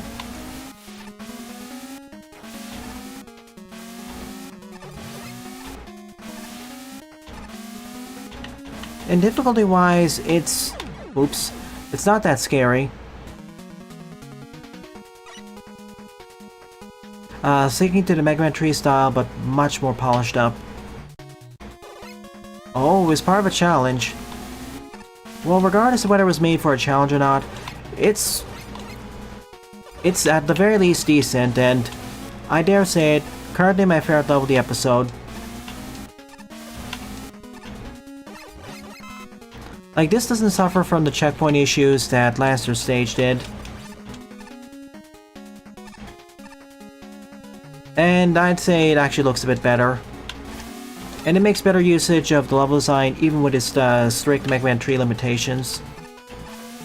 Mega Man 3 asset limitations. It could do with probably two other enemy types and maybe one other gimmick. Otherwise, it's fine. Like this, I'd place this probably in the upper half of Magmul 3, if we're gonna use that metric too. No, I thought I was too far to the right. In fact, I was too far to the left. That's why I didn't move there. I was trying to be cautious of the damage boosting only to underestimate the knockback. The only downside of this challenge is that the Mega Man 3 weapons I get are kind of eh.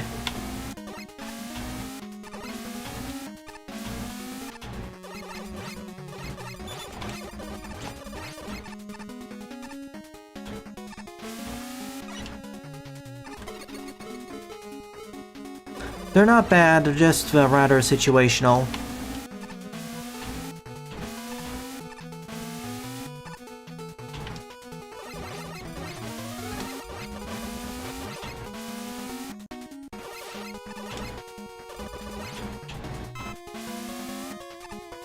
Oh no.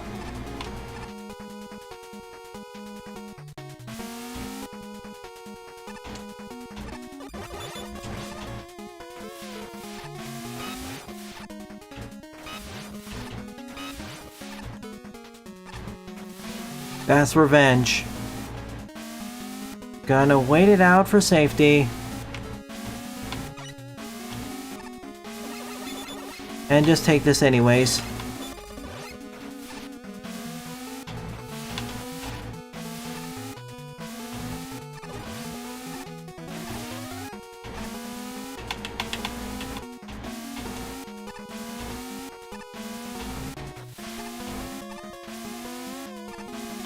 Whew. A little bit of a scary one.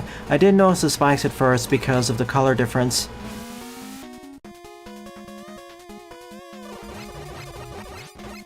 Like, the only good weapon in this group is probably gonna be either the Shadow Blade or the Magnet Missile. The problem with the latter is, of course, its lack of weapon energy. Or weapon cost to be specific. Yoko patterns here are simultaneously fairly straightforward and kind of tricky because you have to keep following. Still, I prefer this over almost pretty much every Fortress stage in 3. So bravo. Easily my favorite level this episode. Good job. My only criticism is again the weapon selection, maybe having one other gimmick. And the last point is kind of The last point I would like to have, but I know we can't have because of limitations with the Mega Man 3 assets. I would have liked 2 more enemy types, but this works. Ooh, okay. We do have one difference here.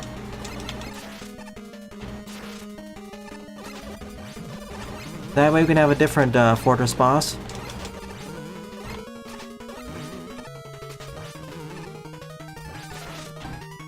Somebody doesn't like... Oh.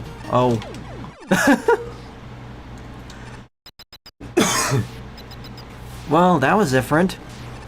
The whole fortress is exploding now.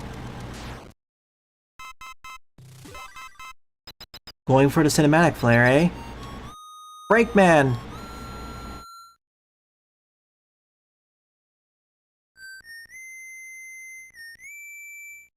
Or rather, Darkman. Oh boy. It's the hard version. I know he takes double damage. That doesn't quite make it easier.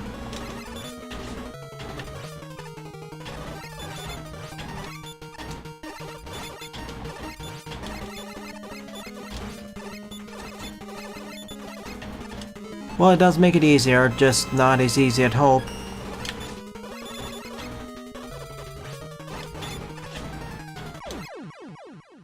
And that's that, I guess. Wily 1, Gamma Unchained. Great job. Phase 1 was straightforward. Second one, I basically was a little bit of a break from the Mega Man 3 limitations. I told a joke. And then the final boss fight against the somewhat weakened Darkman, Chef's Kiss. Again, my criticisms are more with certain design decisions and with the limitation. Otherwise, decent at the very least. To me, though, almost good to good. Thank you for saying this in. Props to the visuals, music, and level design. Okay, going from one to the other. 12th up is Weapon Capsule Relay All 1.9 Robot Rush Edition by YouTube Social HD2. 7th place score 3. Alright, let's see what they have in store this time around. Time for a bit of a breather stage to relax. It has been X hundred years, and it's back.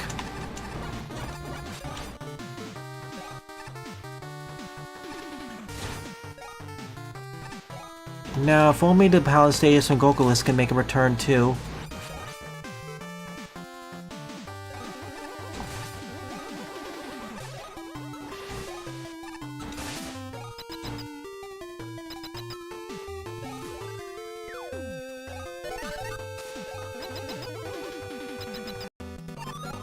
Okay. Plug ball time. Oh gosh, I see how this is gonna go now. Oh my goodness.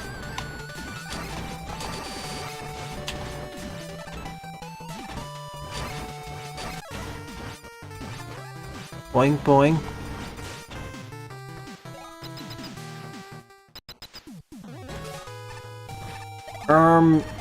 You may want to fix the potential soft lock here if you run out of this.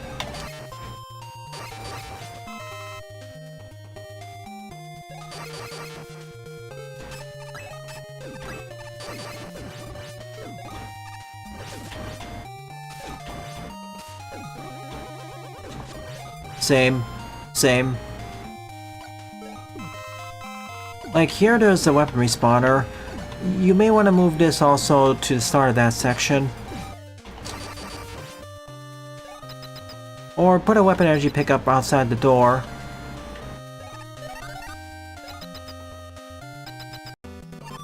Ooh, bounce. Rebound striker against Tengu.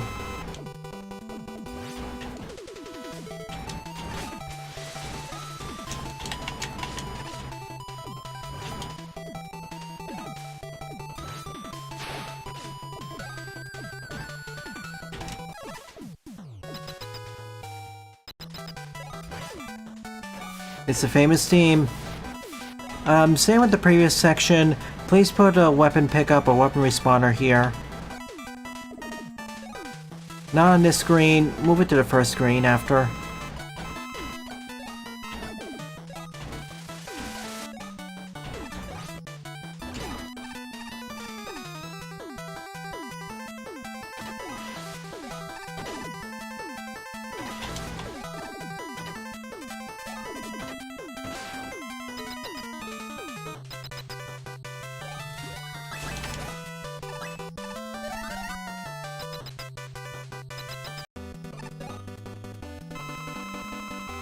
Sure, fire.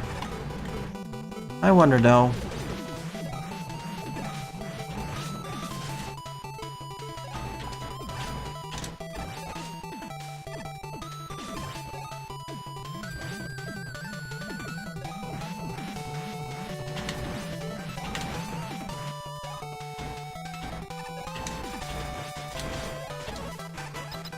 That wasn't so hard.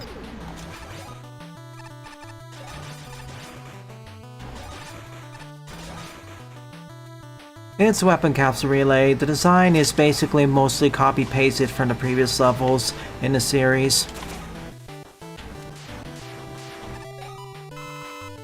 I just use this as a breather to talk about other things and to relax.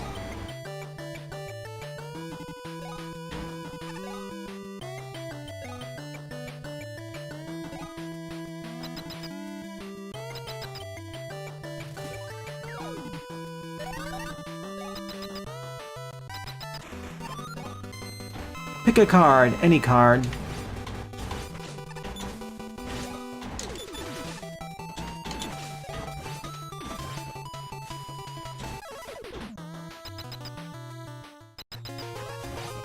Even then, there are better cities out there for showcasing weapons. It's basically what Buster says. But anyways.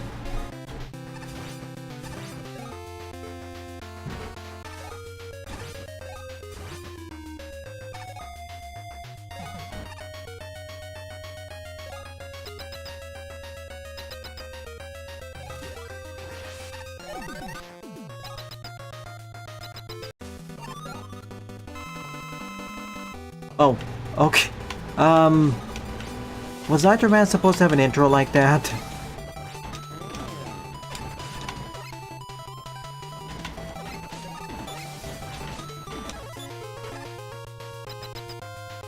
It's like he fell right through the ceiling after his intro finished. Yeah, it's like a very surface... It is a very surface level showcase of the stuff.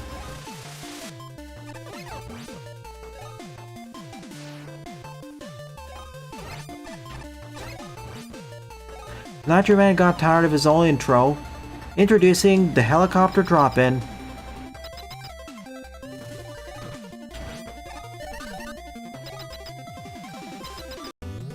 There wasn't really a purpose for the key door, but eh.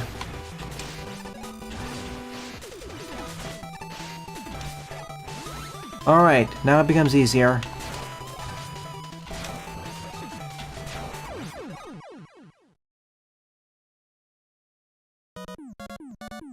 Yeah, pretty much, J-Butters.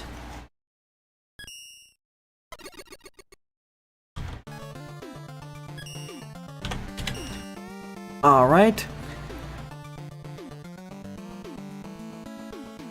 13th up is Cathode Man by WLOKGNR, aka Big Vincent 159.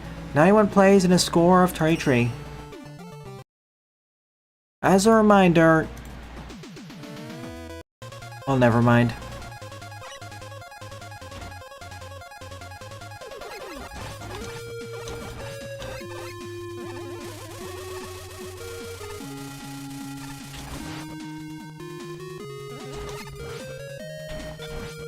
Bye.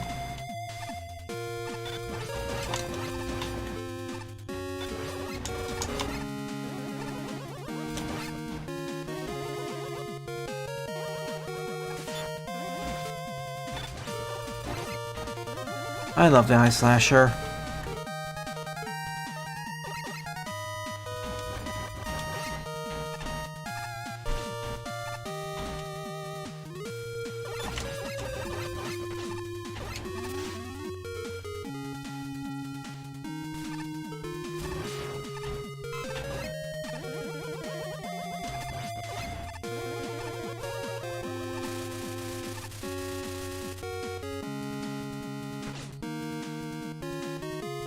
Yeah, it was an old update.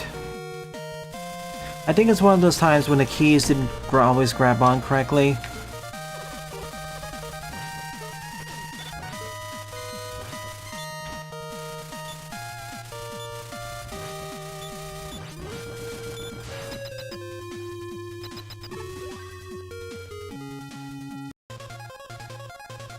Pretty much. Unfortunately, he's not Laser Man. I still get caught up by the fact that the Slash Claw does not pierce through shields anymore.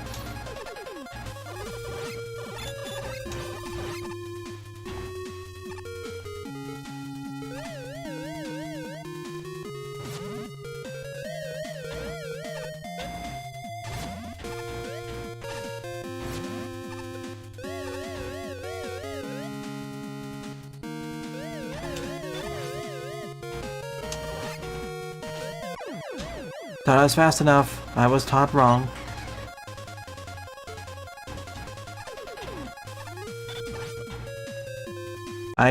Okay.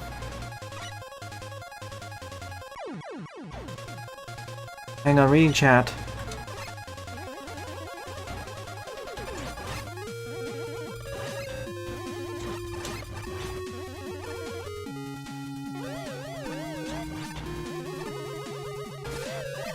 So that's what this is, to introduce this.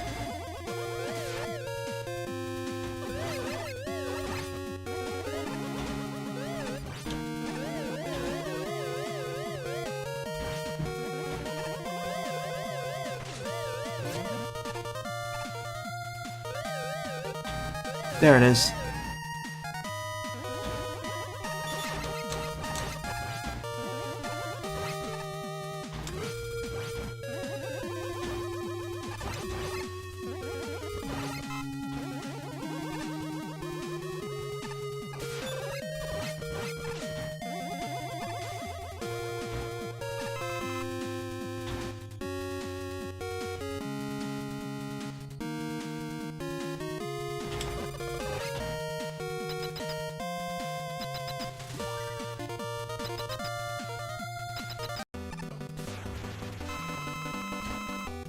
Ah, it's you again.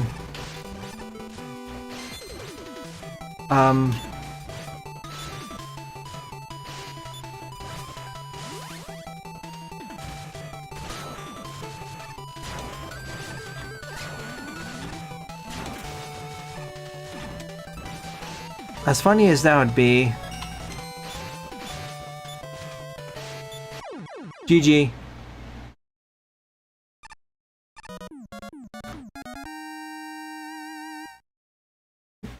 Okay, decent stage. But it's my fault for keep bonking against the lasers. A pretty decent, solid overall one, with not really many problems, it just didn't really appeal to me. Although, yeah, it's funny he defeated himself, basically. 14th up is MMCMR Energy Man by It's Cookie. 40 play, score 14.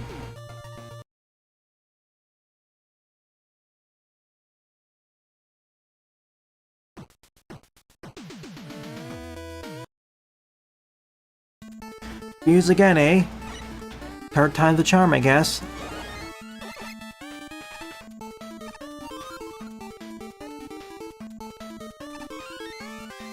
Just in case.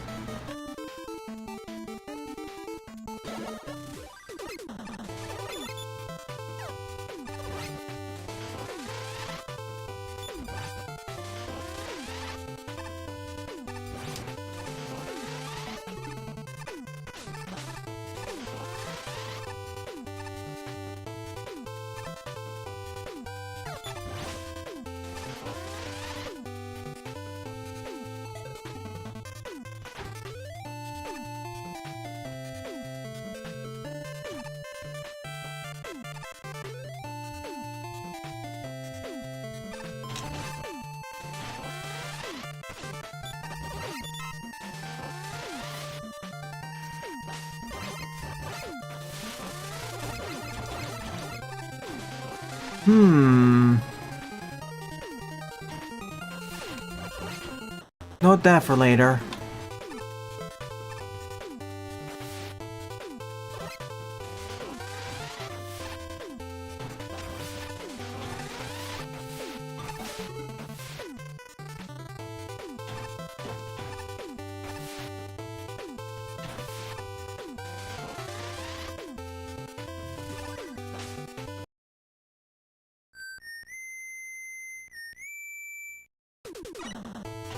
Surprised there weren't any umbrellas outside.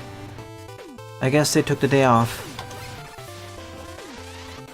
Lightning and the water rising and falling.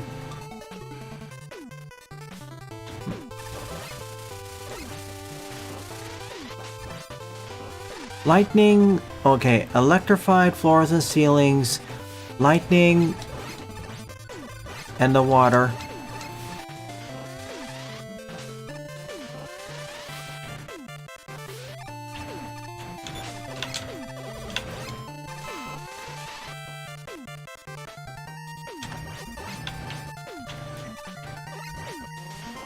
Almost.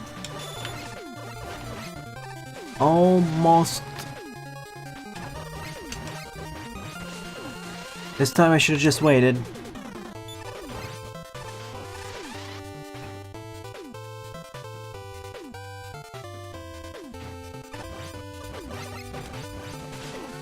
This time I thought I waited long enough. Too long, in fact.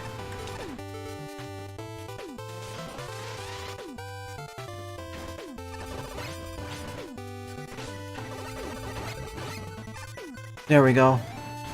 Hey Eduardo, welcome!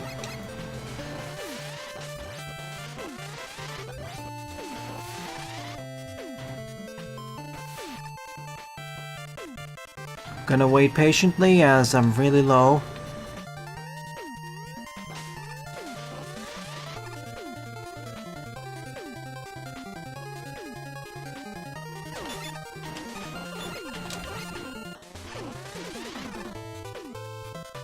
Patient spotlight. Oh, I thought it was okay. I was paying more attention to the man and I thought the beam was a bit higher up. I saw the first beam, I didn't see the second one. Or let me rephrase it. I saw the second beam, I didn't see the first one.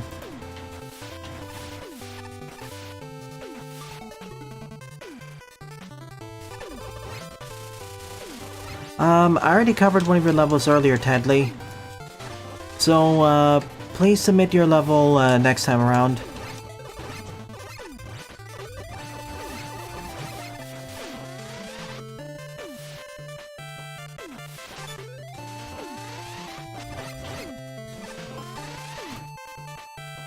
Like, this stage is neat. Like, I think it's better than,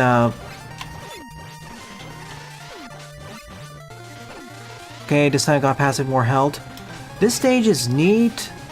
Like, it certainly does a better job of having a difficulty curve and more enjoyable challenges, at least for me, compared to Cat Toad. But I don't know. It doesn't quite have the spark of something like Lancer or Gardevoir's levels. Or Mistress Garde, to be specific.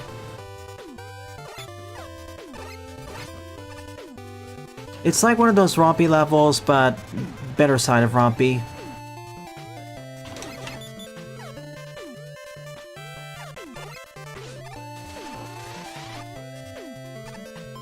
Ooh, we can actually see where the you can actually suddenly see where the ground is thanks to the rain.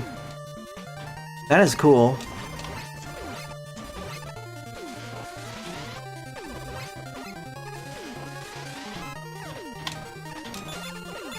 Hello?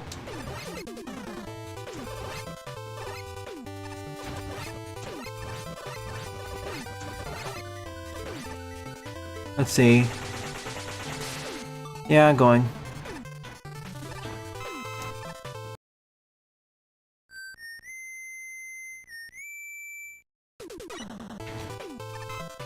The blackout sections are kind of strange because they're not really a challenge, they just slow down the pacing a bit.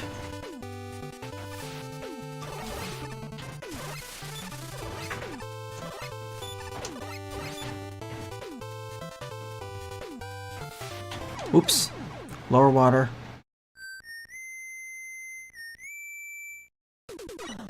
Maybe you can keep one or two of them, but the rest are, they fall in the category of why they're there.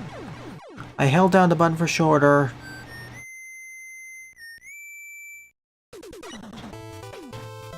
It doesn't even really add to the aesthetic, quite so much to the aesthetics. Okay. Okay, maybe have See, stuff like this, okay, that's fine. It has the aesthetics and you still see where the major assets are.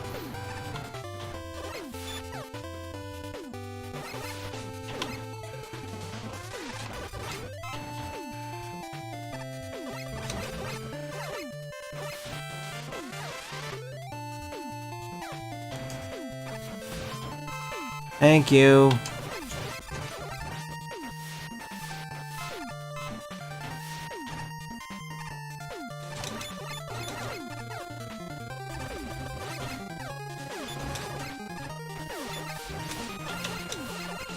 Oh, come on.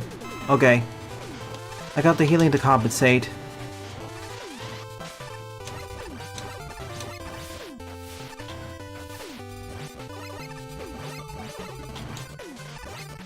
Mercifully, these are not spikes.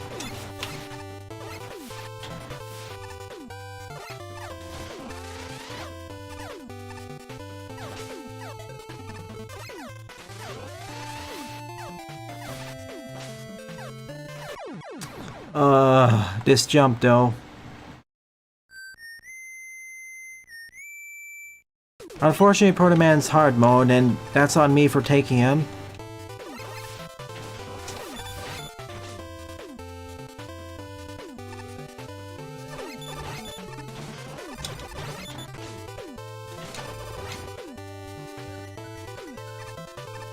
Once again, if you're gonna have this sort of setup, Proto Man should not take double damage. It should be more like 50%. Proto Man's base moveset is simply not good enough to justify taking double damage.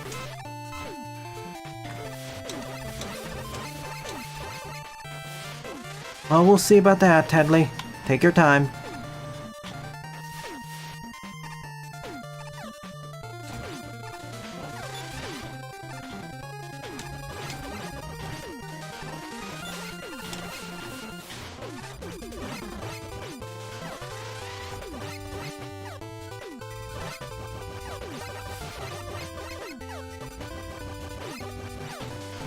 Nope. Okay.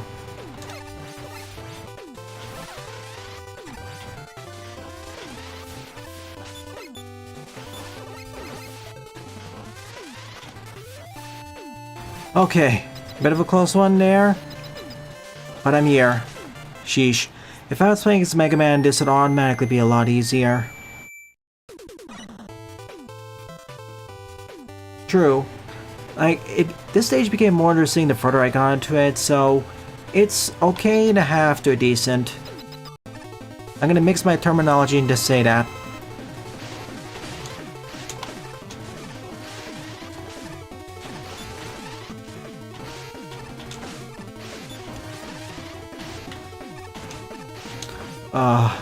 The teleport, because I don't know where it is, that can be a problem. I don't have his weakness either, so we'll do traditional.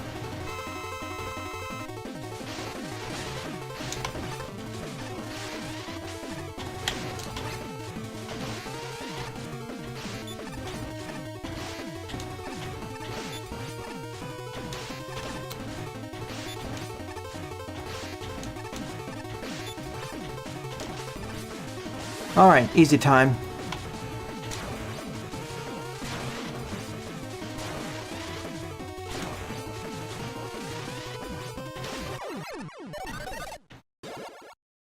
It's funny how the overdrive version of this boss, when he enters his critical phase and uses his critical attack, his speed gear form, that's when the fight gets easier. It's the reverse of Grenade. It's the reverse of Grenade Man and Bounce Man.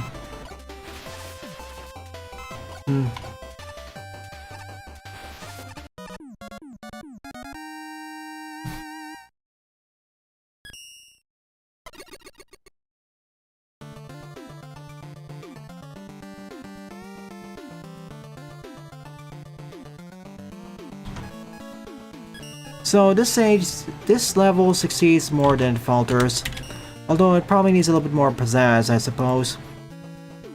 Like, I'd get rid of that. I'd remove most of the blackout sections and replace them with more traditional electrifying or plasma challenges.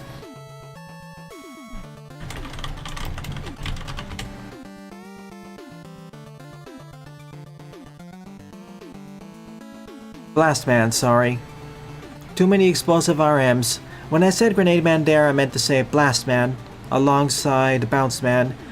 When they do their critical attacks, they get harder, at least in this engine. Yeah, we made it because 15th up is Volcanic Crater by Hard Gus. 22 plays, score 4. For a moment I was worried it's going to be another ice level. Ice or electricity. Visuals are rocky, but there's only so many ways you can deposit rocks, I guess.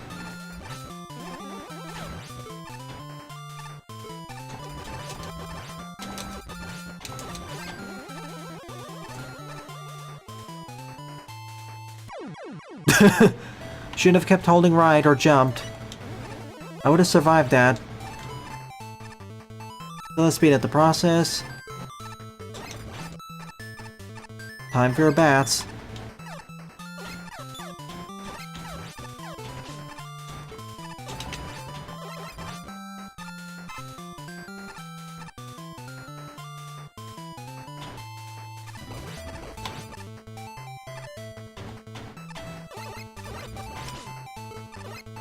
That block's a little bit hard to see from the background. Similar colors and textures.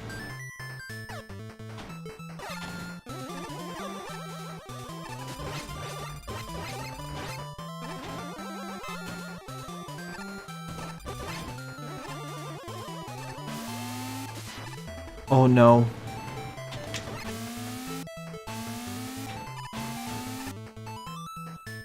Okay, it's a bottomless pit.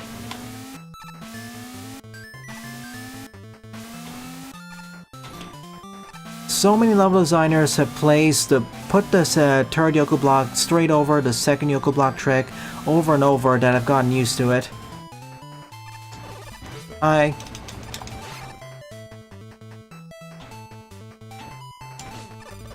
Bye.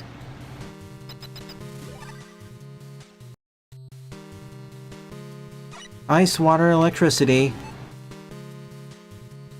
Your only difference was the sewer tunnel, but that was Mario Brothers and Fortress. Actually, you know what? The streams in this levels in the stream come in 4 flavors: ice levels, water levels, electrical levels, and Wily Fortress stages. This is the first fire stage.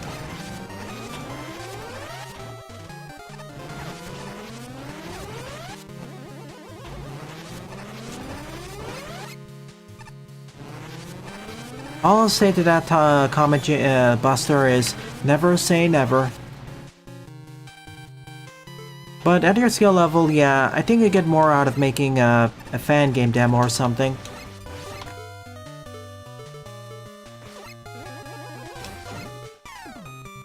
And remember folks, next year is the 25th anniversary of Sage. If you have any fan game demos you made and really want to showcase to a small to medium sized but dedicated audience, Sage 2025 is the way to go. One of the ways to go. Wink wink nudge nudge.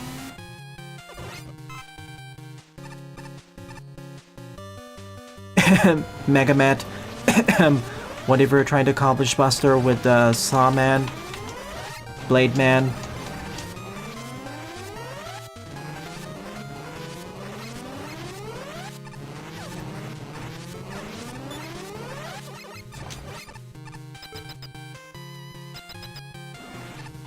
Okay. That's different. Blade Man's less successful business ventures. I highly advise you get it finished and ready up for Sage 2025.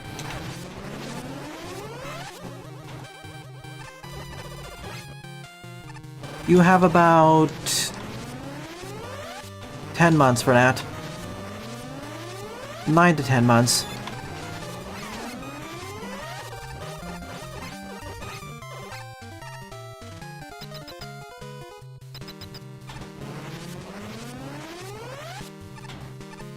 That requires someone likes or dislikes X7 enough.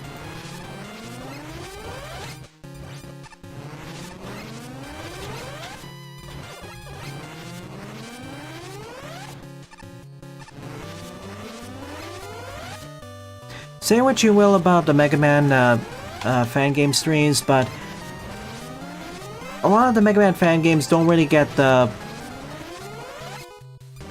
attention they deserve outside of the Mega Man fandom itself. And that's not always the case either. If you can get into something like the Sage or similar showcases, you'll be able to showcase them to a wider audience.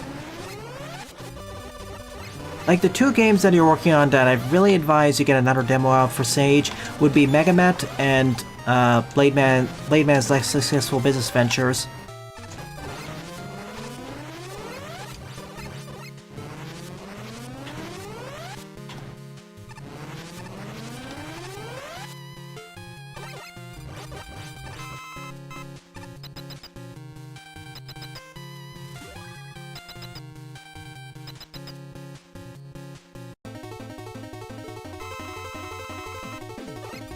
Yeah, I thought so.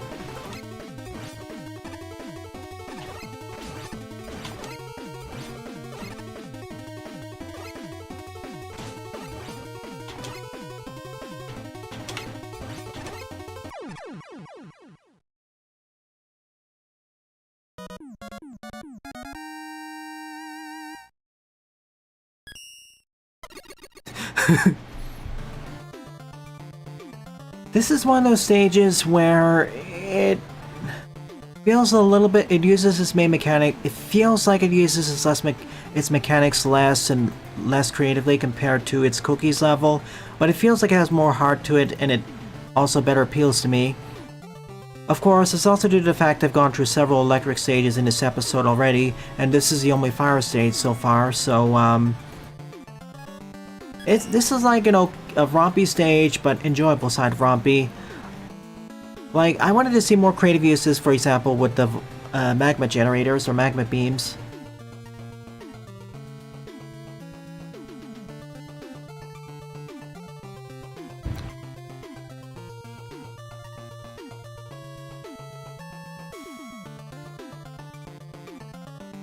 And that's why it's important to figure out your target demographic, or target audience. Still, the more places you put it, the better chances you get. And hey, if you do put it there, I'll try my best to stream the game and shill it, advertise it. I'm already acquaintances or friends with 20 of the other devs there. At least 10 of the other devs there. 16th up is Colossus Tank by Sunflower Zumaril. 16 plays and a score of 6.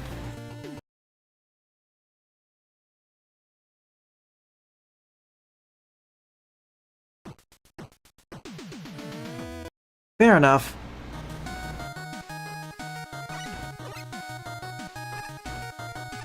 Ooh, we haven't played as base yet, so... Well, we only played as base once, so I'm playing as base. If the target audience is yourself, that simultaneously makes it easy harder, so fair enough. I'm not falling for that laser trap again.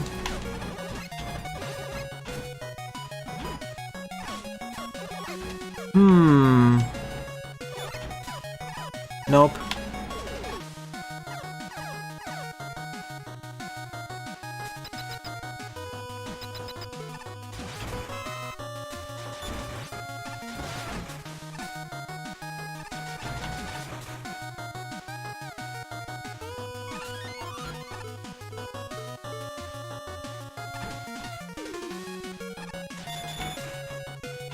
I'll make you eat those words!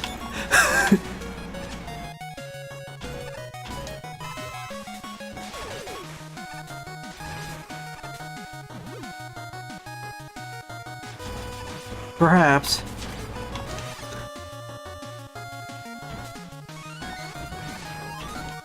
The reason why I keep saying that Sage 2024 was the best Sage was not necessarily just due to the games, but also all the bonds and connections I forged.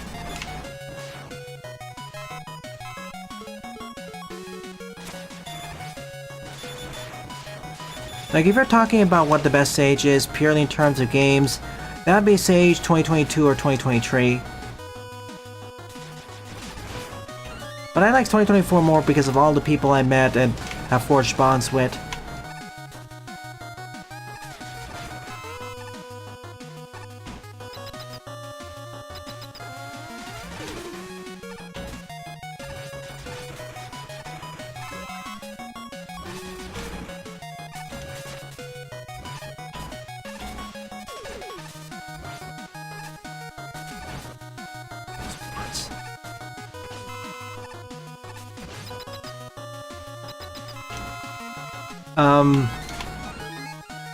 No wave burner, I guess. Ooh. Is that why?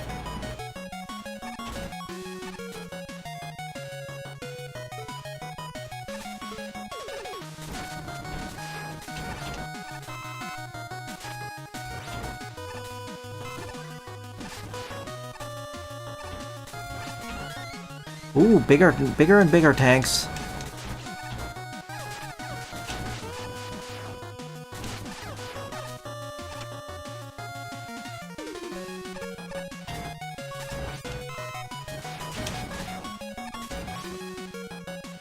Up and at him.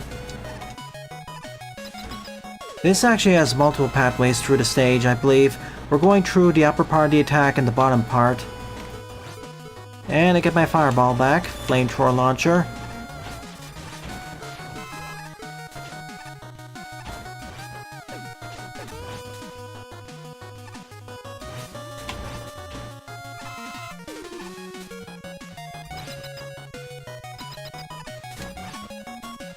Neat way of having alternate pathways.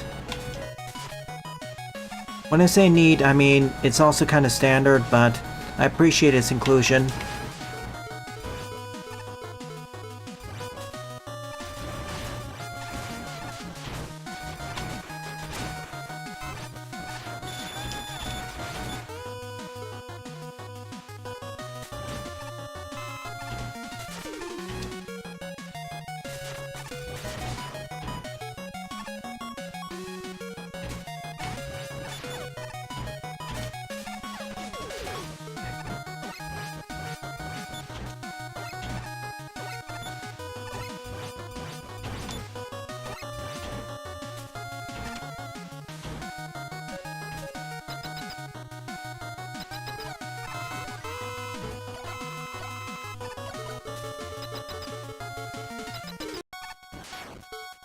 Hi there.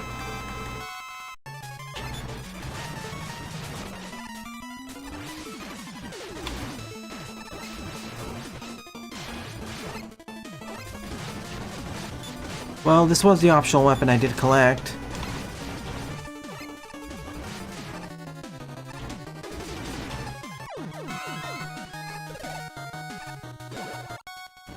Round 2. This time with flying spiky balls. But you're not going to change your fate.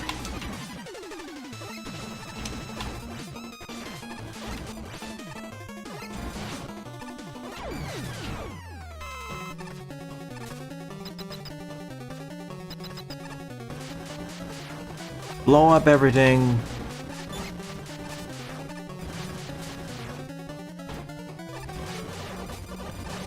Gotta escape now. While you destroyed the mammoth tank.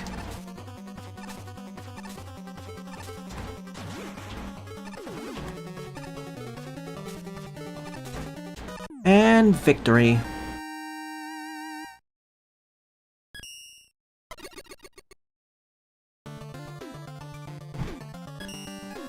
It's a bit more of a messy stage compared to your previous Ferris on Flora, but still fun. I appreciate how we duck in both overground and underground to thwart the attack before blowing up the Colossus. You know what, before I end with that, let me see what Sylph's is.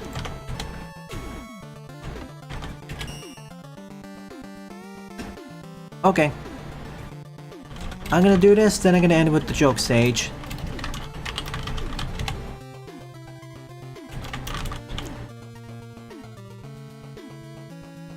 Or, you know what actually, let me do the joke stage and then I'll end with Bad Apple.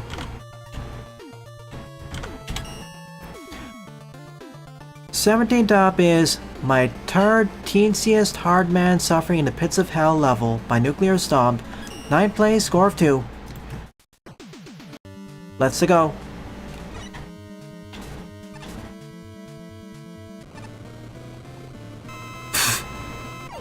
Goodbye.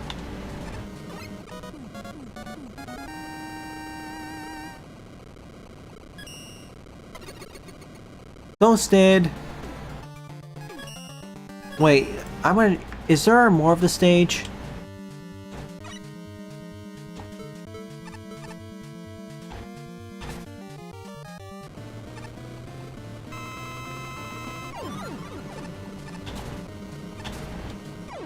Nope.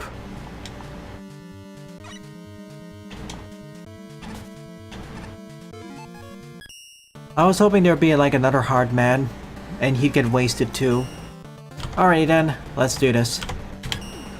So the 18th and final level of the stream is Bad Apple, re-uploaded by Museum, 65 plays, score 25. You know all what to expect by this point.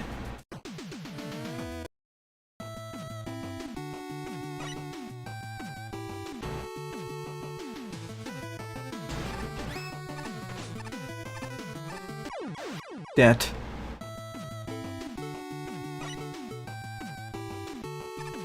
So just keep going. Oh no. This is not a joke stage as I thought it was, it's an actual level. Which you have... I thought it'd be like an auto level, but it isn't.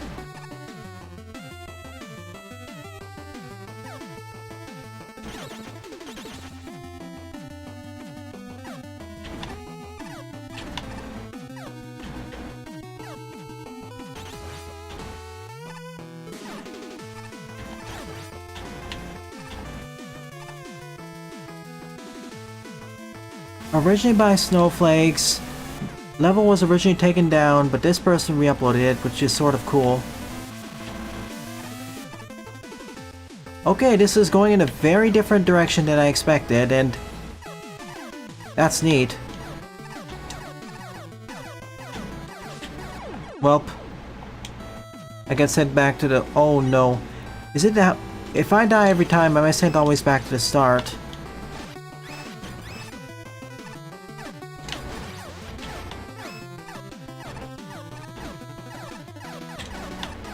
Four, five, six. Are these crazy cannons?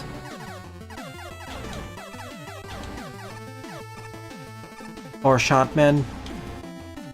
Bottom route time. Oh, I think I know how to text edit those enemies to be invisible. They set them to have a width of 0 or something. Or an X or Y scale of 0, so they don't show up.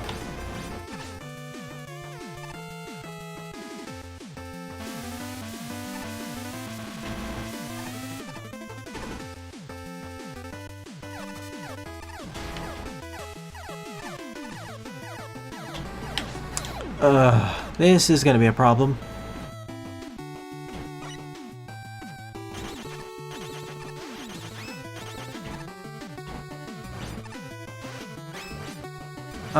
Who are you talking about, Jaden? Oh, Buster? Okay.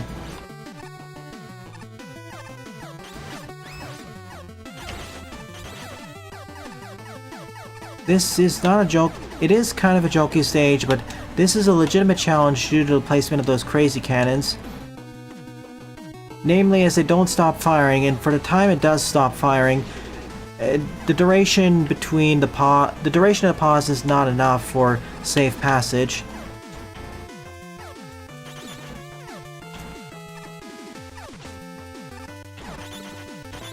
Wait, are these flying shells? I think they're flying shells, actually. The stationary cannons.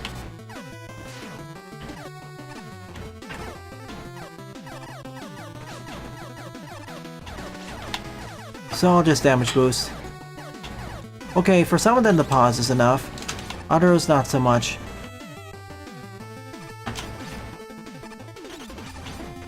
Oh, of course, you tease me, game. Ah, glorious checkpoint.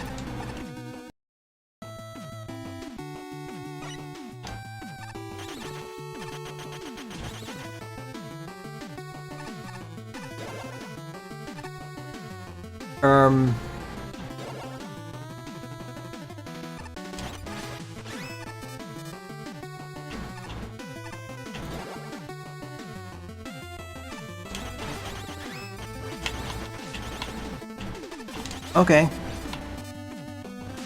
Hold right here.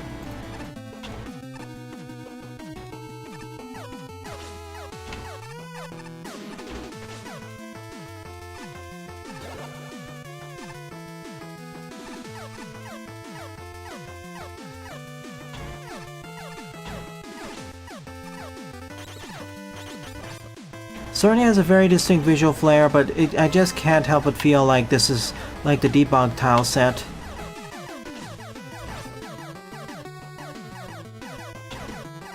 Yeah, that's the crazy cannon fire pattern.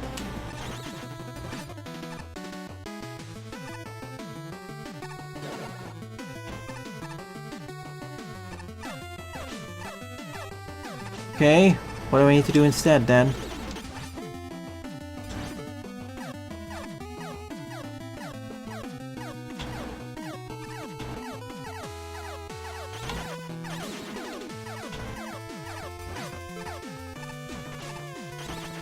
Oh, yeah, I see it.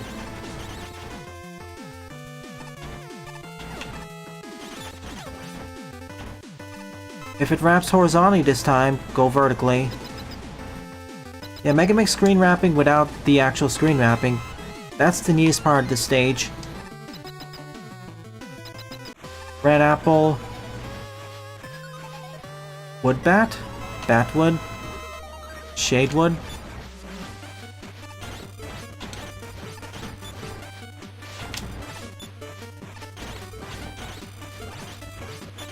Well, the apple comes from the tree.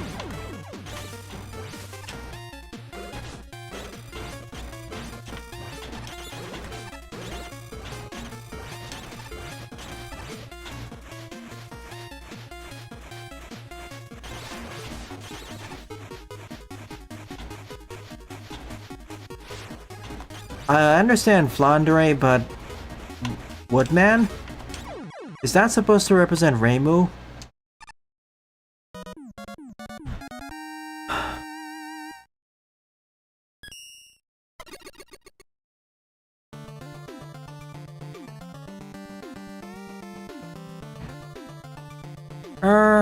Let me rephrase this. Originally this was done by Snowflakes, but re-uploaded, so... yeah.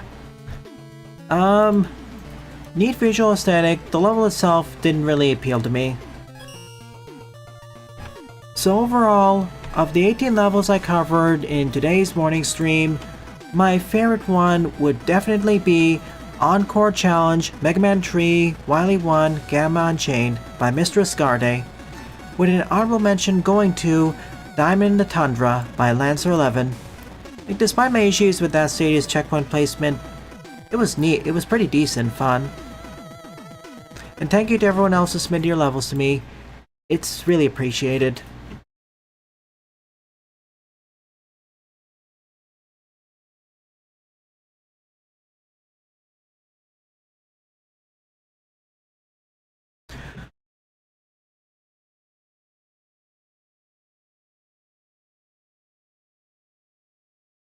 So with all that said and done, it is time for the art showcase. No way, no way.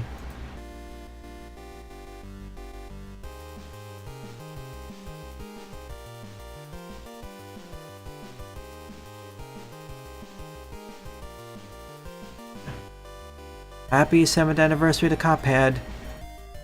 Spawned the original game, DLC, animated series, art book, 2 novels, and 3 comics. And I will eventually play this game and its DLC. Perhaps co-op with Joe as well. Welcome to October, and the Dynamite Man is halfway there to blast in. Anton Blast.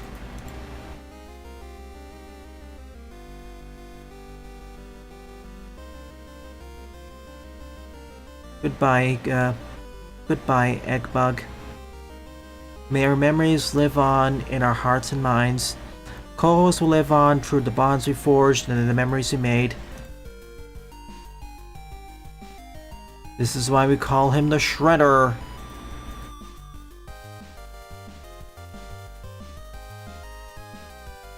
First time trying to make tiles. Decent job. I need to see them more in action or placed in a full stage before I can give more critiques of how it looks. Sonic Cross Shadow Generations. Can't wait to see how it turns out. Pac-Man looks up his favorite month, Spooktober. Did I do your level all caps? I did. That was the 9th one.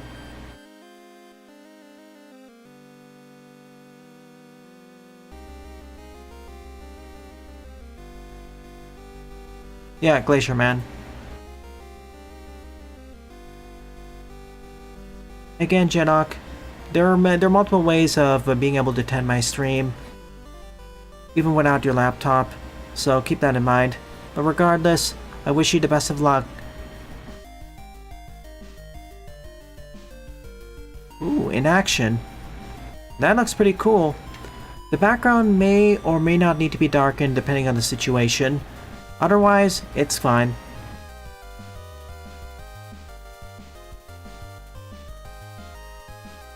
Spriggan and lay down, but they're familiar. So many anime series have made this joke. Day 5 of Anton-tober. Summit. Portman steals Wily 10 Castle while trying to escape his charges on theft. I want to forward this over to another server. This is hilarious. Common Amphibia W. Gotta watch that series in full.